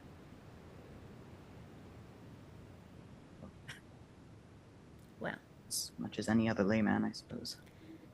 it's because we don't particularly favor dealing with you either.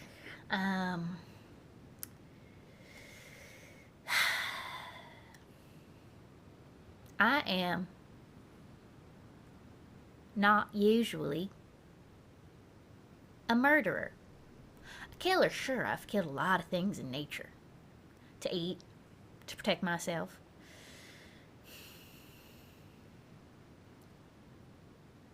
I was told by my mother that the Church of Nothing has been poking around where they shouldn't be, and there's some tension between them and the Trifold Kingdom right now. And I believe that they took one of my friends. That is the only reason that I killed that man on that dock. I am not a rebel. I can't go to Ferris Meridian and act like I want to be part of her crew.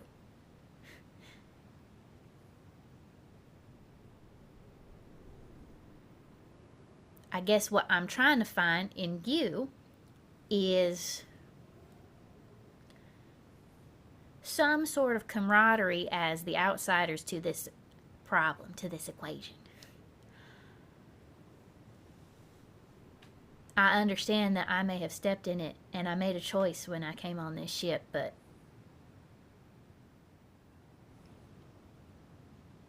I don't believe in the last blood.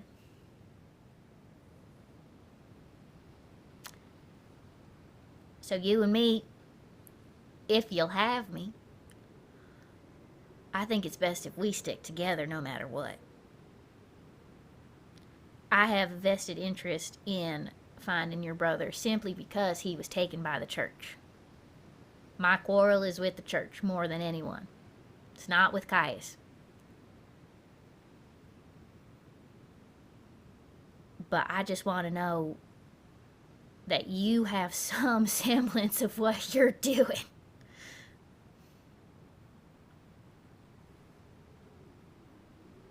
My entire life has been a series of missions, objectives. I suppose that's still what it is, and towards that end, our purposes are aligned. I wouldn't be opposed to sticking together, as you put it.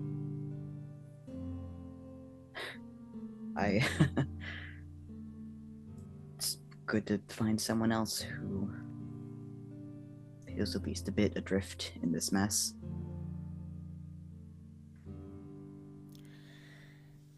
Well, I'm constantly adrift if you think about it. It's true. And when I say you can come with me because you can't stay on Isla, I just mean you can come to the Wandering Place. We take everybody who's cool. cool and nice. So far, you just kind of seem sad and neutral. Which is fair because your brother is like missing and all this shit. But like, I'm not reading any sort of malicious intent there. So you can come to my house that I definitely have because I am a nomad. I will endeavor to acclimate to the idea of sleeping on the ground. Yeah. Little rich boy. Yeah. Gonna be an adjustment. Okay. I mean, you can take my bedroll. I don't really use it that much. I'm not taking your bedroll. And I will adjust.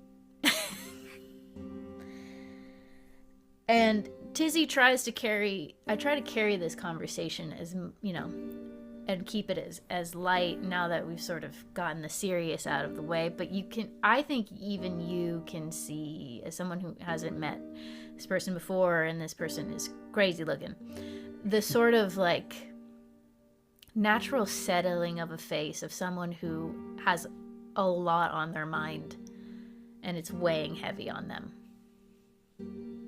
I think if I noticed that, I might have at first written Tizzy off as a little bit, I'm sure I have a preconceived notion of wanderers as these like, hippie, like lax people, but I think in that heaviness, I don't make verbal note of it, but I can sense sort of a kindred spirit and someone that feels the weight of the world on their shoulders and sort of caught in the middle of something that they weren't anticipating being caught in the middle of.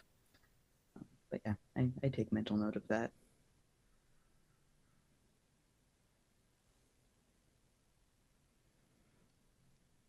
Noah, where are you on the ship? Where do you go from that meeting?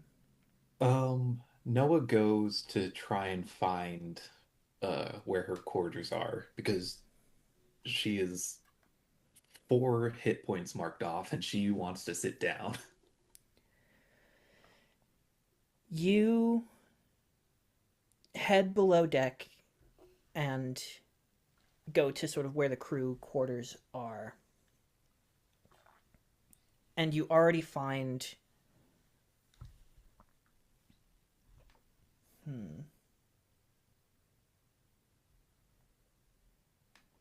You find this tall, skinny elven man with kind of a jagged black mullet. It's like short and sticks straight up in the front and then falls straight back behind long pointed ears, dark tan skin, big olive eyes. Very clearly an elf of Brylock, but here on this crew. And you see that he is boxing up what look like simple belongings. Like there's a sword on the wall, it's like a chest full of clothes, emptying out the chest. He turns to you and goes, "Oh, I am still clearing things out, but you are welcome to remain. You can lend a hand if you wish. It will only be but a moment." I think Noah will kind of prop herself on her short staff. I don't think she doesn't help him pack, but she'll ask him in Brylockian, "Was they friends of yours?" So you're speaking in Brylokash. Brylokash. So in Brylokash, in response, you will get, "Ah, yes, well, we're all friends here. Do I understand correctly that you are one of the friends?"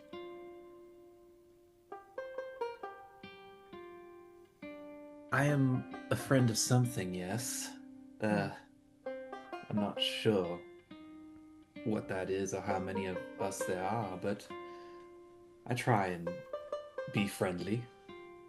Well, considering your service, the stories that I have heard, what I saw above deck, those stories are not without merit. They are deeply rooted in truth. The power you wield and perhaps why you wield it. Though I do not pretend to know the heart of one I have only just met, your valor and determination is without question.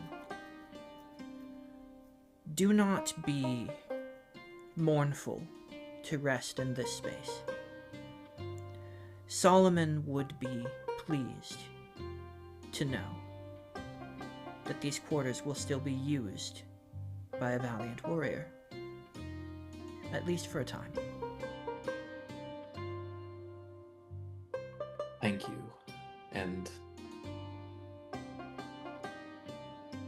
Solomon,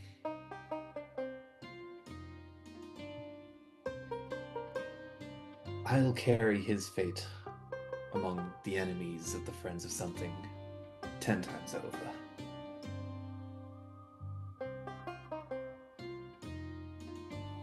Yes.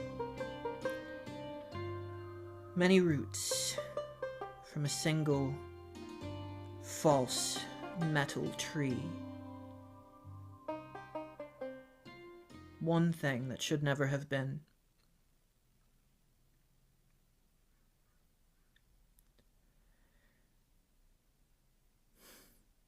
To the downfall of the broken machine. Only then will there be justice.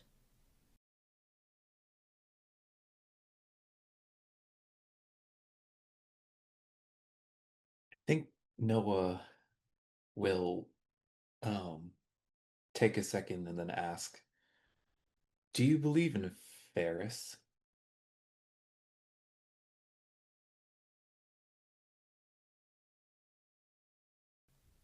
I believe that no ruler is born perfect. She is young, but brave and determined like yourself. Youth is not a weather vane for skill, and all rulers truly learn to rule well on the job. It does not fall to me to judge her so early in her career.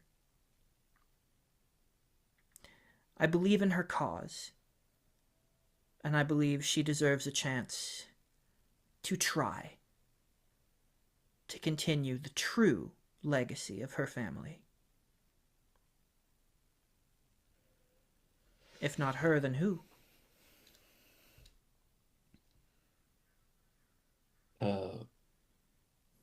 Noah will not respond to that directly. She'll just vaguely tap her staff twice, um, and then find a place to sit down.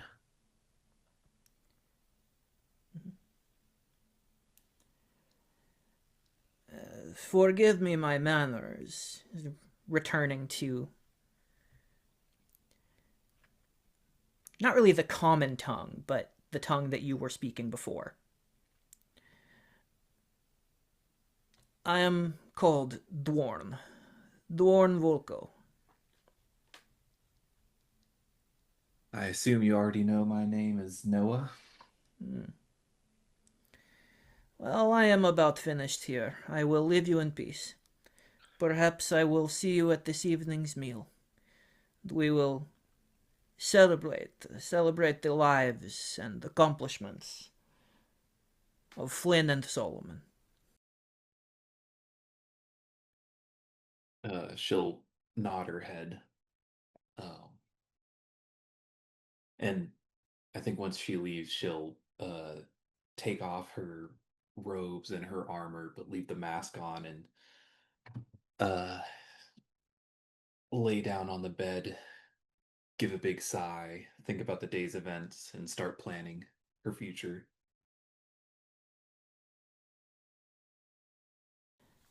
It is still afternoon, somewhat early afternoon, about 1 p.m., getting toward 1:30 now after everything. Sailing through clear skies upon an engine that you may or may not understand. Again, you're welcome to make knowledge rolls about airships if you would like to. You can also explore the ship if you would like to go see the core in action.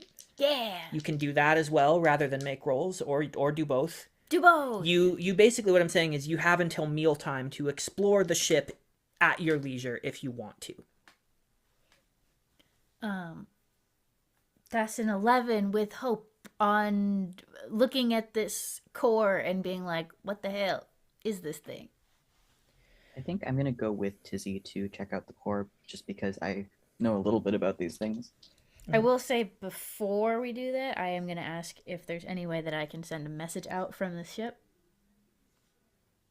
Ask, like, me, the GM, if it's possible, or ask the captain if you're allowed to. Both. So, me, the GM, asks, are you using a magical ability, or are you you're saying you write a letter? Yeah. Well, I had something I wanted to send out from the ship already when it wasn't in danger. Yeah. So, you find at any given point you are being watched by someone. Yeah.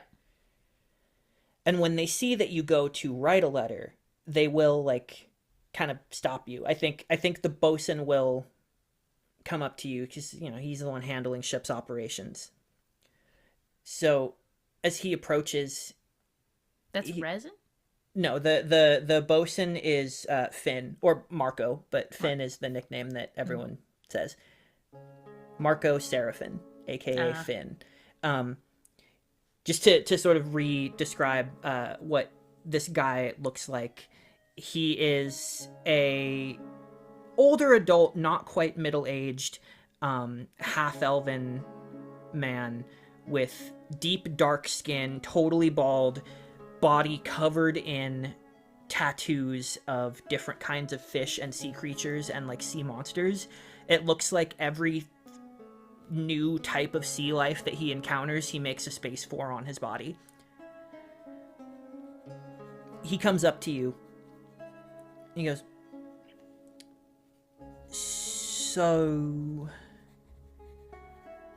just to be clear, no letters are gonna get sent unless they are examined by the captain first. Finn. Like, fucking fine. Don't be all so uppity all the time about it. I'm not being uppity. I'm doing my job. Hey, listen. You're an old mate. I watched you crawl around on this deck back when it was still made of wood. You know, exclusively. Yeah, that's where we're on our way to now. Well, after this, I guess. But I guess that'll wait. But that does not make you immune to the reality of the situation. You get me? Yes, I get you. Well, let me have it. You said the captain has to read it first. Yeah, I'm gonna take it to him. No, I'm gonna give it to him myself. Right, I'm gonna go with you then. Fine, but we're going to the core first. Okay, yeah, go to the core. There's others you can see. I could see you get to the stairs, and then you get down there, and you know. Just you know, careful. Rover will talk your ear off if you let them. Rover, huh? You do not know that name. I guess we'll find out. I'm a known champion of that sort of thing. Just try not to spook him either. Maybe he shouldn't be so good at getting spooked. they're not really. I mean, it's sort of a. You know what? Finn, You'll be I'm done fine. talking to you. Yeah, fair enough. Let's go, Val. Okay. Not used to having a nickname.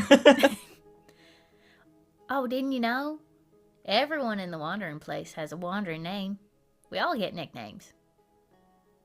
Tizzy's not my name. Well, not my full name. What is your full name? Tiziphany.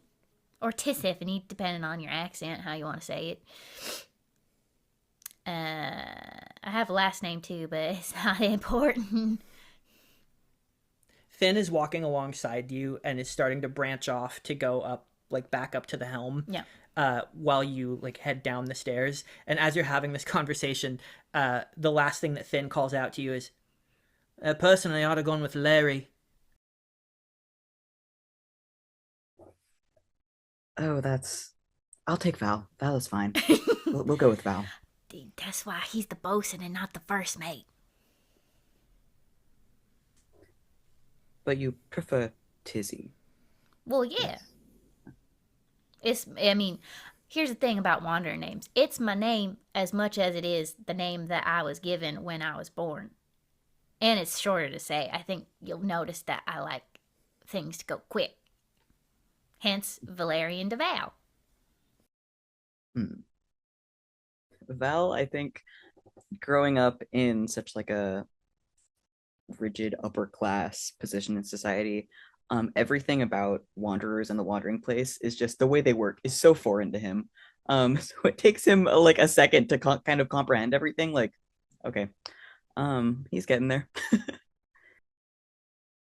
So yeah, 11 with hope on looking at the core whenever we get there.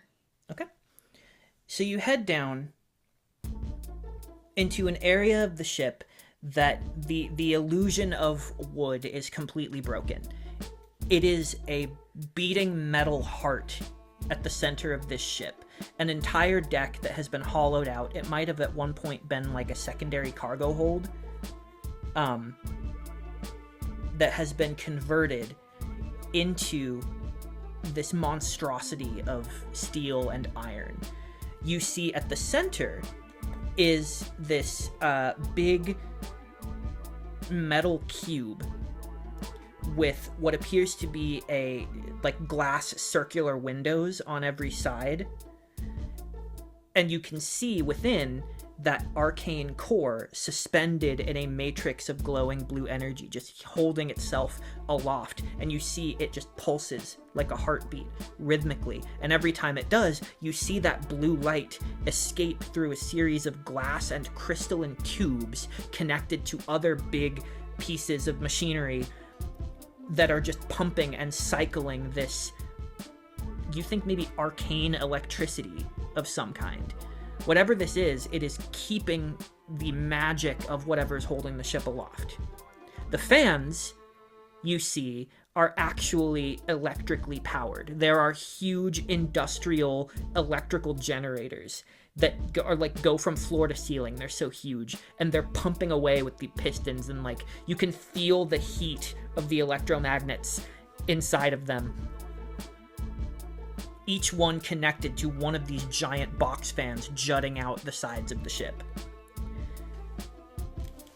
And there are 5 crew members. So you see now this crew it hovers between 10 and 12 people. That's like about the size of it, which is pretty minimal for a sailing ship. And half of them are down here just working on all of this stuff, just keeping it going, keeping it maintained. And you very clearly see at the center of this area, sort of standing and fussing over the core and just watching it and nodding to no one in particular, is this tall, very wide figure. The first thing I think that would catch your attention is a body covered in crimson scales.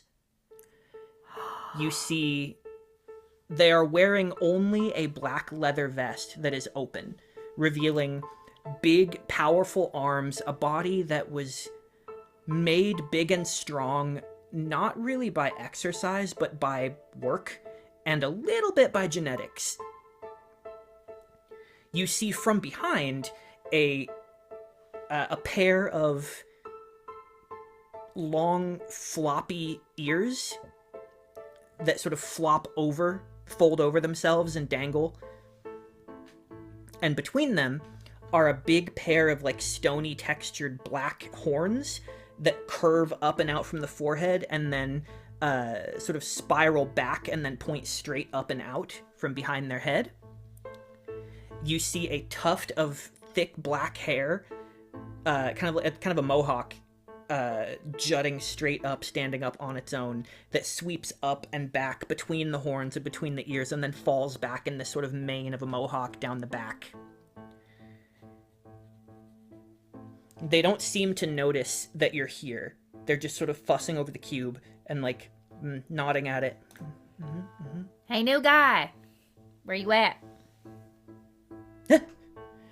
They turn and you see a massive snout that is filled with rows of like pearly white sharp teeth that like jut up and down.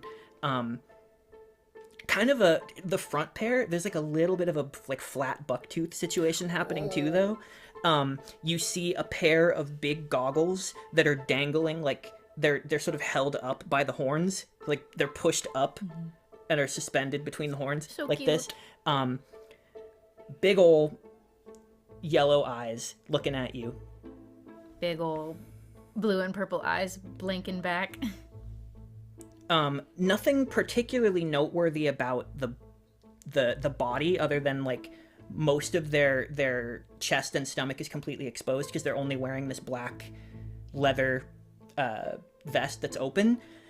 You don't see any scars other than two like right under the chest line. And then there are no tattoos or anything of that nature. Just very like rough hands and arms that are honestly a body too covered in scales to really be injured by much.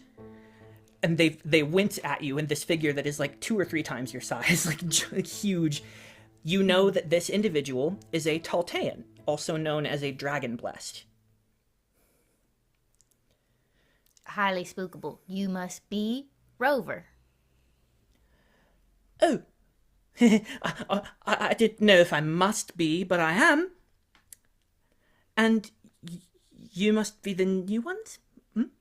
Well, actually, technically, you're the new one to me. No, I was here first, actually. I've been here for 6 months and 11 days and a few hours, give or take. Well, the captain's known me for all 25 years of my life, so. Oh, okay. That's nice.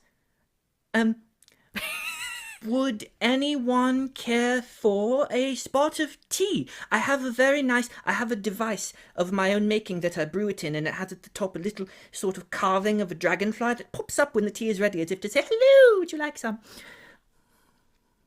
I flutter my dragonfly's wings. Yeah, that sounds awesome. Ooh, wings. Wow, marvelous. Okay. Oh no, I love him. They turn and begin to like fuss over this like what appears to be a drastically over-engineered tea kettle. It is a device, but all it really needs to do is be a tea kettle. I have a question. Yeah. Rover, this thing, it seems like it uses a lot of energy and it seems kind of convoluted. Oh no, I just like to make things look like that. It's actually quite efficient. Yes. Okay, so then it is more like of a direct heat source, heats the water, and then how does it work? It's electric. Oh, but where do you get the electricity from? Inside, the batteries and such. Oh, I see. I could go into more detail, but people really don't like it when I do that.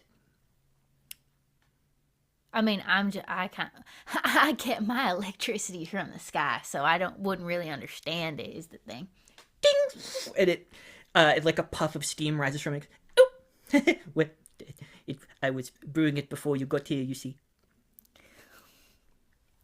Amazing. Okay, so tell me how that works. And I point at the core. Oh, it works because someone spent a very long time. Someone who's from your family, actually. Yes. They were casting it and compressing magic upon itself. There's the box itself. You see the etching of the rune work, and they sort of press their face against the glass and go, "Look, press your face against the other side. It's not hot. It's actually quite cold." Yes. If you look, you will see the etchings along the side. Very, very fine work that's done. To the credit of your family, of course. And what you see is a spell to allow something to be lifted aloft. Sort of like there are other. Have you ever seen a wizard who is able to make themselves fly and float to make other things float? Things like that, yes. So imagine that spell being cast into a thing that is meant to capture it and hone and foster that spell and keep it, like nurturing it, kind of like a chicken sitting on an egg. And it keeps the spell in, and it keeps it from fizzling out, and it keeps it going forever and ever and ever. And if you keep casting into it and into it and into it for a very long time, this one probably took about maybe 2 years to make. Yes. That's why not everyone has one of these, you see. And if you look at that, over time, it amplifies the spell and keeps it contained. But if you do it too much, and if you're bad at it, then it can explode and go everywhere, and the spell would break containment. And that's not what you want to do. So that's more or less how it works. And then all of the tubies and things, they send the power around, they distribute it evenly to create sort of a circuit so that it doesn't explode. Yes. Not exploding is good. I have one particular question in mind, but Okay. Val, did you have anything you wanted to ask first before I, I think I'm sort of like, I step forward and kind of like look at this thing. Okay, like I feel like every arcanist sort of has like a signature, I guess, to their work. Mhm. Can I look at this and tell, was this made by my father or my brother? Father. No roll required. It is unmistakable. Yeah. And go ahead and give me a knowledge roll with advantage as well. Ooh, okay. That's an extra d6. I'm gonna need it. Youch. Yowie.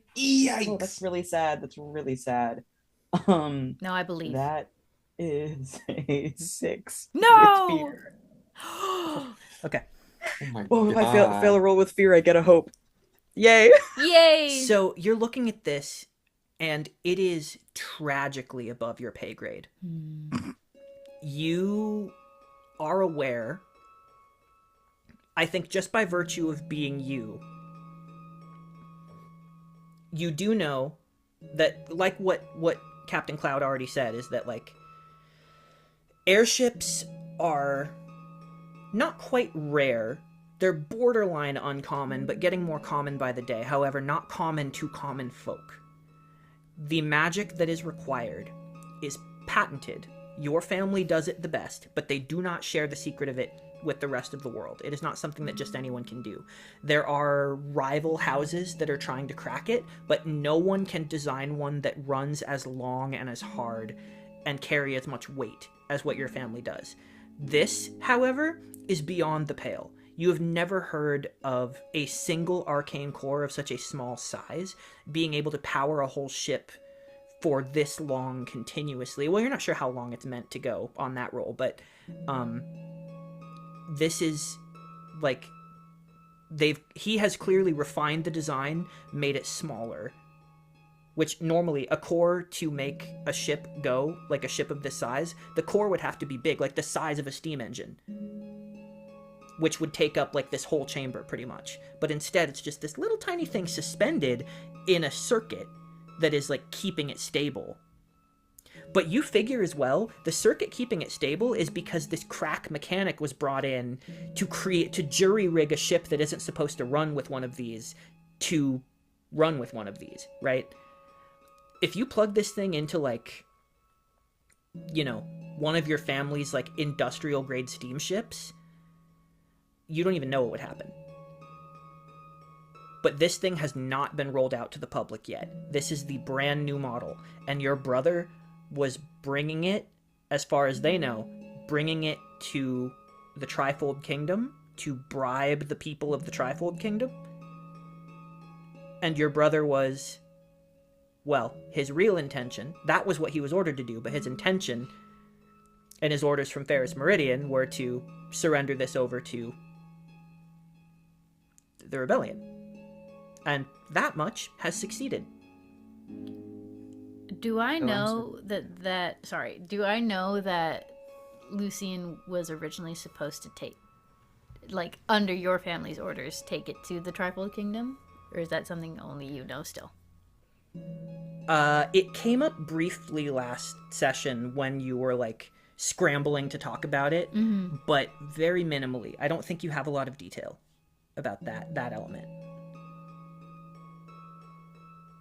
Well, if I know that, if you mentioned offhand that Lucian was ordered to go to the Trifold Kingdom with this, but was secretly all along, we find out he was being a rebel.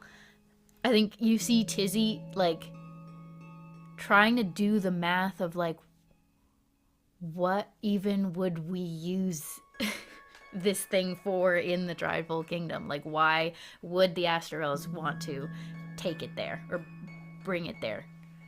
And you see sort of, like, my eyes are just, like, in rainbow arcs, just darting back and forth as I'm thinking.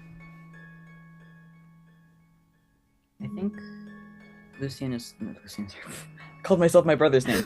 Wow. What do you mean?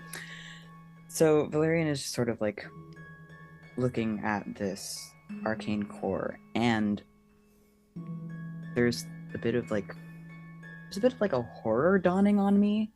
I know vaguely of what my family has been doing. And I mean, yeah, I was unaware that they had a core this advanced. And most of what my family deals in is military, so I'm connecting the dots. And I sort of, it's like safe to touch, right? That's what Rover said? Okay. Well, the core is contained within this larger cube. Oh, the glass. Right. So there's the core itself is little. It's like this big, right? And that's floating, suspended in a matrix of its own magic, inside a larger big metal box that is, like, sitting in the center of this thing. And that thing is, like, as big as you. Okay. Yeah. So I just sort of, like, touched the glass, and it's efficient. He's outdone himself. Tizzy. Yeah. What use would your people have for an arcane core like this? Well, that's the question, right? I mean, we have ships of our own that sort of go around trading, and you know, Jack's one of them. He stops by and stuff when he can. Well, before he started doing all this, and the thing is this? And I turn to Rover. Is this thing sort of designed with a singular purpose, or can it be sort of applied to different uses? This one is for lift. You have to be very specific about the magic, yes. But this one in particular, the spell that was cast into it over and over again is about lift.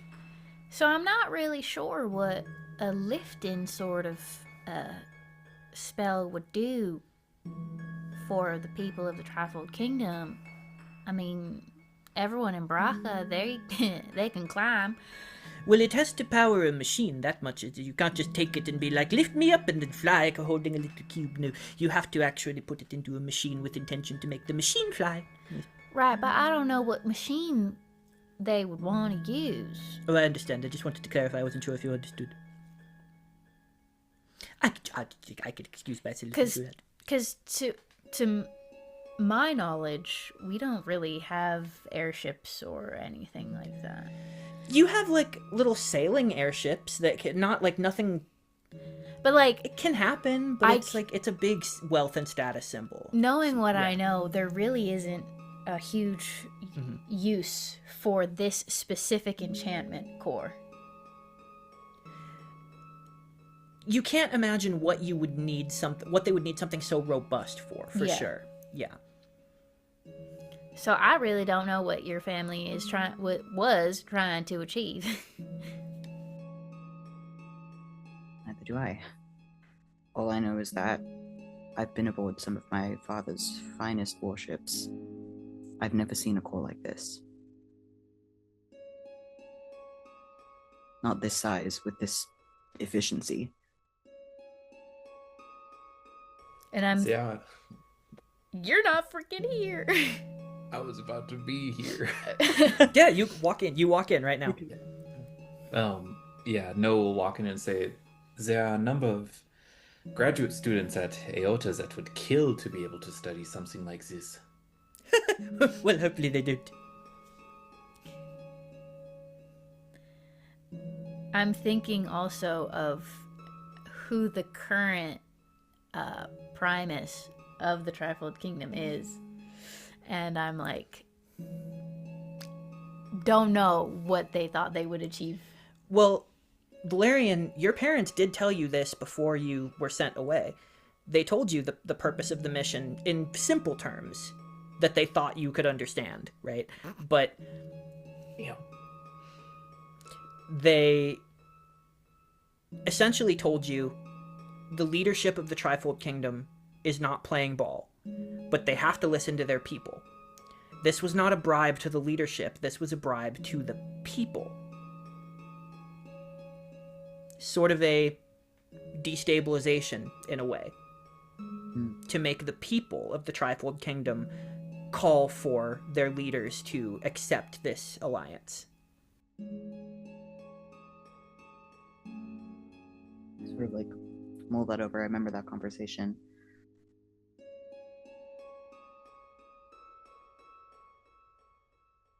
I think what your leader would get out of this deal that was meant to happen was irrelevant. I don't presume to know their intentions, but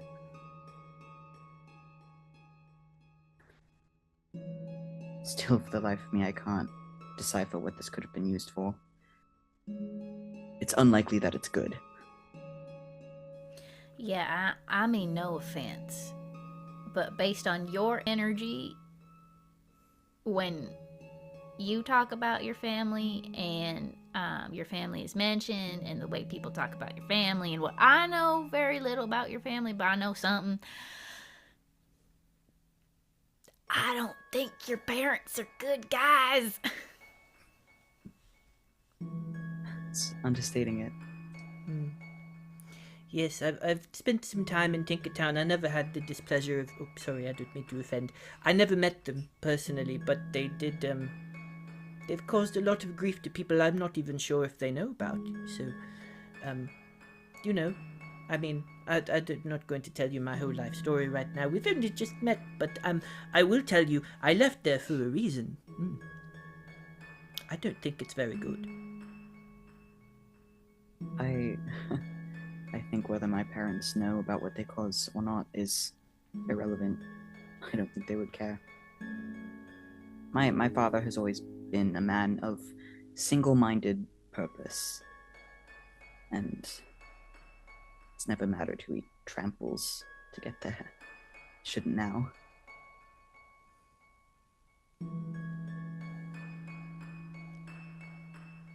Well, this has been riveting.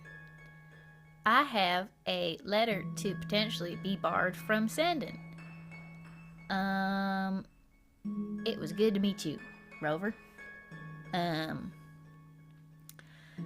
glad to know that we're not gonna blow up anytime soon. Yes, I'm quite certain that that's not going to happen. I'm rather good at this, in fact. As I'm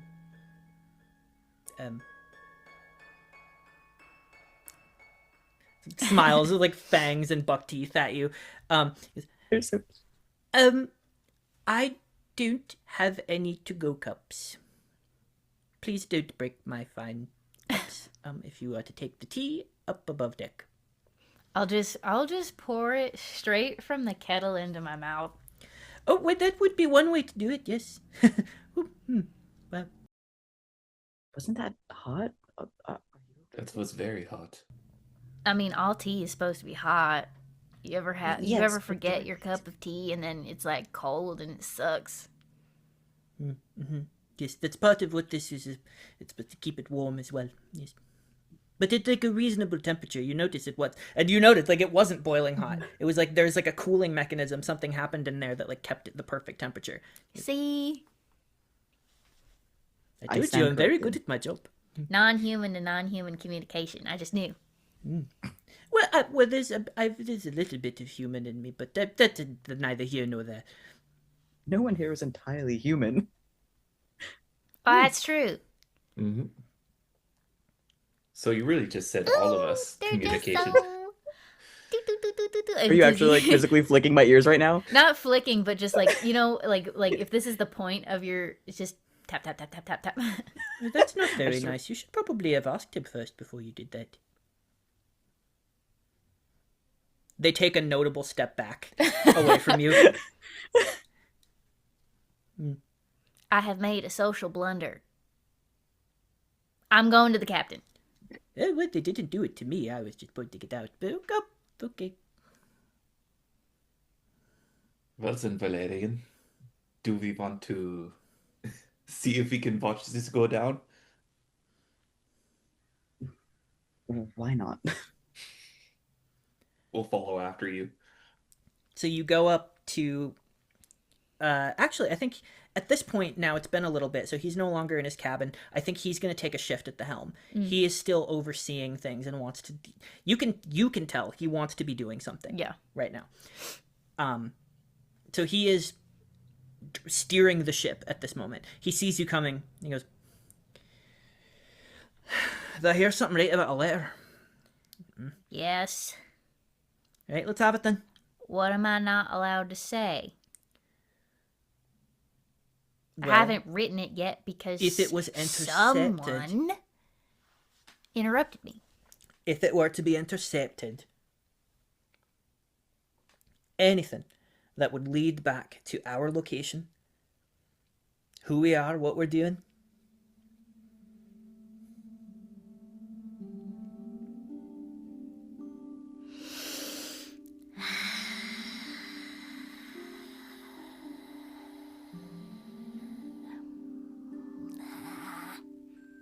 The thing is that she needs to know. what you mean? Am I thinking of the same she? Yeah, I'm not talking about Mama. I'm talking about the other one. Oh, wait. He sort of furrows his brow. Okay, above table. I want him to know. I don't know who you're talking about. Mama is Cricket. Uh-huh. Mother is the other one. Okay.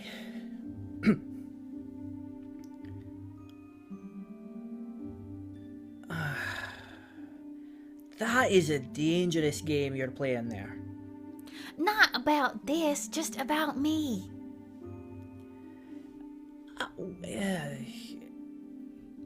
Jack, Old friend to old friend, I suppose, but I'm still gonna have to look at it. the Asterels were supposed to take this thing, pointed down, to her. And then I go off, killing a member of the church, and being dragged along. I mean, I'm not so naive to complain about my circumstance. But everyone else is saying now I'm part of the rebellion, and so I feel like it's just important as the daughter of who she is to let her know that I have fucked up. Go ahead and make me a presence roll with advantage because you have brought up your connection with him. You have mentioned the person who is actually his friend. Mm-hmm. Okay. You're looking for a 14. I crit. I crit. So I'm not even gonna roll the advantage because that's a crit on 2 11s. you see the pain behind his eyes comes to the surface. And there is something unresolved there. The reminder of his friend is not all good.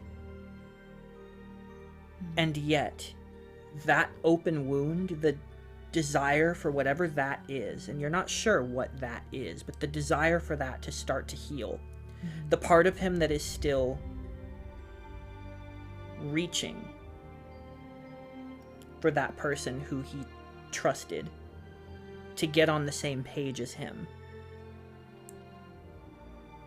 comes fully to the surface and mingles with the pain of loss and the uncertainty going forward. He goes, all right, lass. Take the evening, the afternoon, write your letter, draft it out.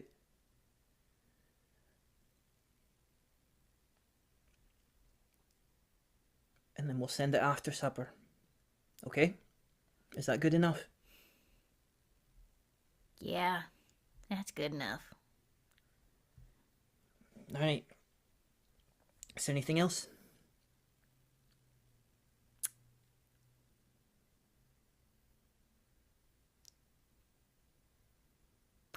There's always something else. Don't be doing that right now. There's Don't always be doing something that right else. And I give him a hug in a way that is like not gonna fuck with his helm work, you know, like it doesn't fuck with the steering, but it's like this.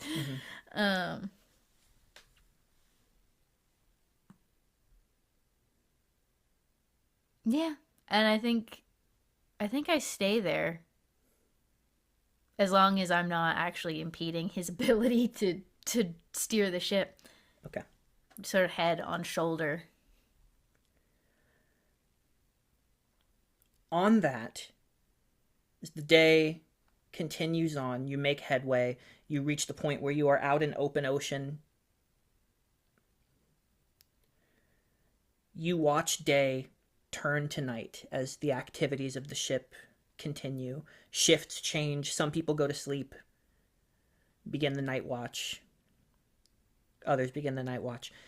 But you notice that between the sort of changing of shifts, you see there's a rush of work to get finished. They finish clearing up the deck. They finish clearing out the rooms for you. They do it all quickly so that all hands can be on deck, quite literally.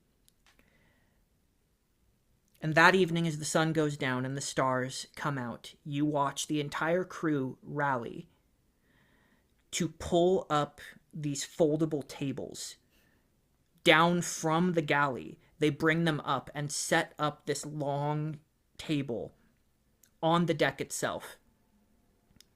You see the cook begins to bring out dishes of food, mostly like fish with lots of lemon and lime, spices that have been traded from different places.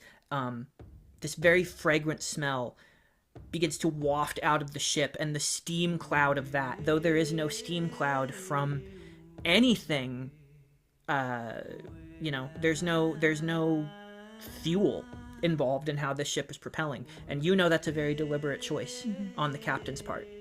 That's part of who he is. But instead of the steam of industry, it is the steam of food, the steam of connection and sustenance that is trailing behind this ship as though it's powering it. And all of this food is brought up in this massive, like, roast fish that's, like, the size of my arm. Begins to be cut up. It's like mashed potatoes. It's all laid out on this table, and the entire crew gathers. The captain gestures for you to sit down as well, and there are spots laid out for you. And you all sit together as the whole crew begins to sing together. Not in prayer, just sing. And when the song is done, the stars twinkling overhead, everyone begins to eat. And stories of their travels, stories that specifically feature Flynn and Solomon, begin to fill the night air. you hear one of the crew members as well is sort of laughing as Locke, the first mate, is in the middle of this story, and we pick up in the middle of that as she's like, and then Solomon's got the damn thing held up by two tentacles, spreading one this way, the beak going right, and then snapping away, holding it like a damn bowstring, right, holding it out. The captain's still tangled up in vines, can't free himself for shite. We think we're done for. We think this thing's gonna bust loose at any moment, and then in comes Robinson. Flynn stabs the damn thing straight through the beak, out the other side, the tip of the thing, right in front of old Solomon's nose. Almost gave the man a third nostril. And he looks him in the eye as the thing goes limp in his hands, and he says to him, do you remember to pack the chili powder? The whole crew just erupts in laughter. They all raise their glasses of this foamy ale and they all drink.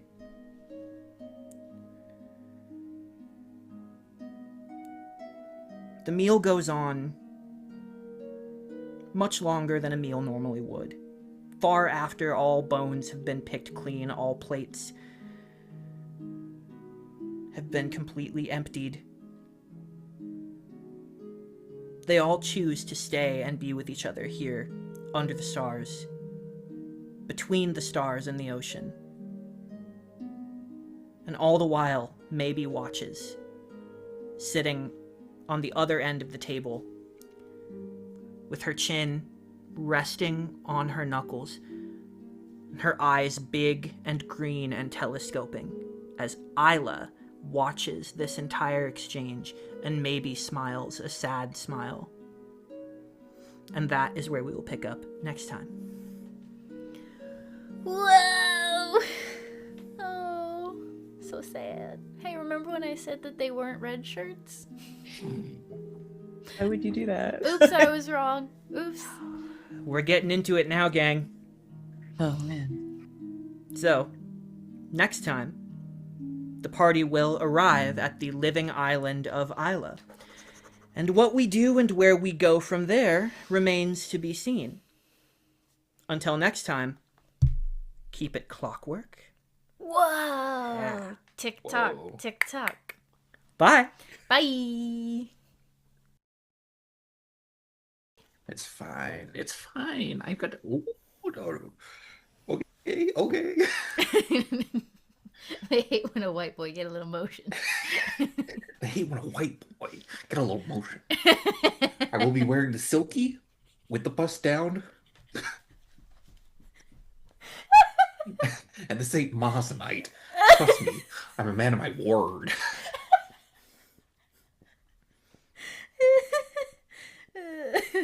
Okay, so we know the energy that we're going into this episode with. Oh boy. Okay, lock in.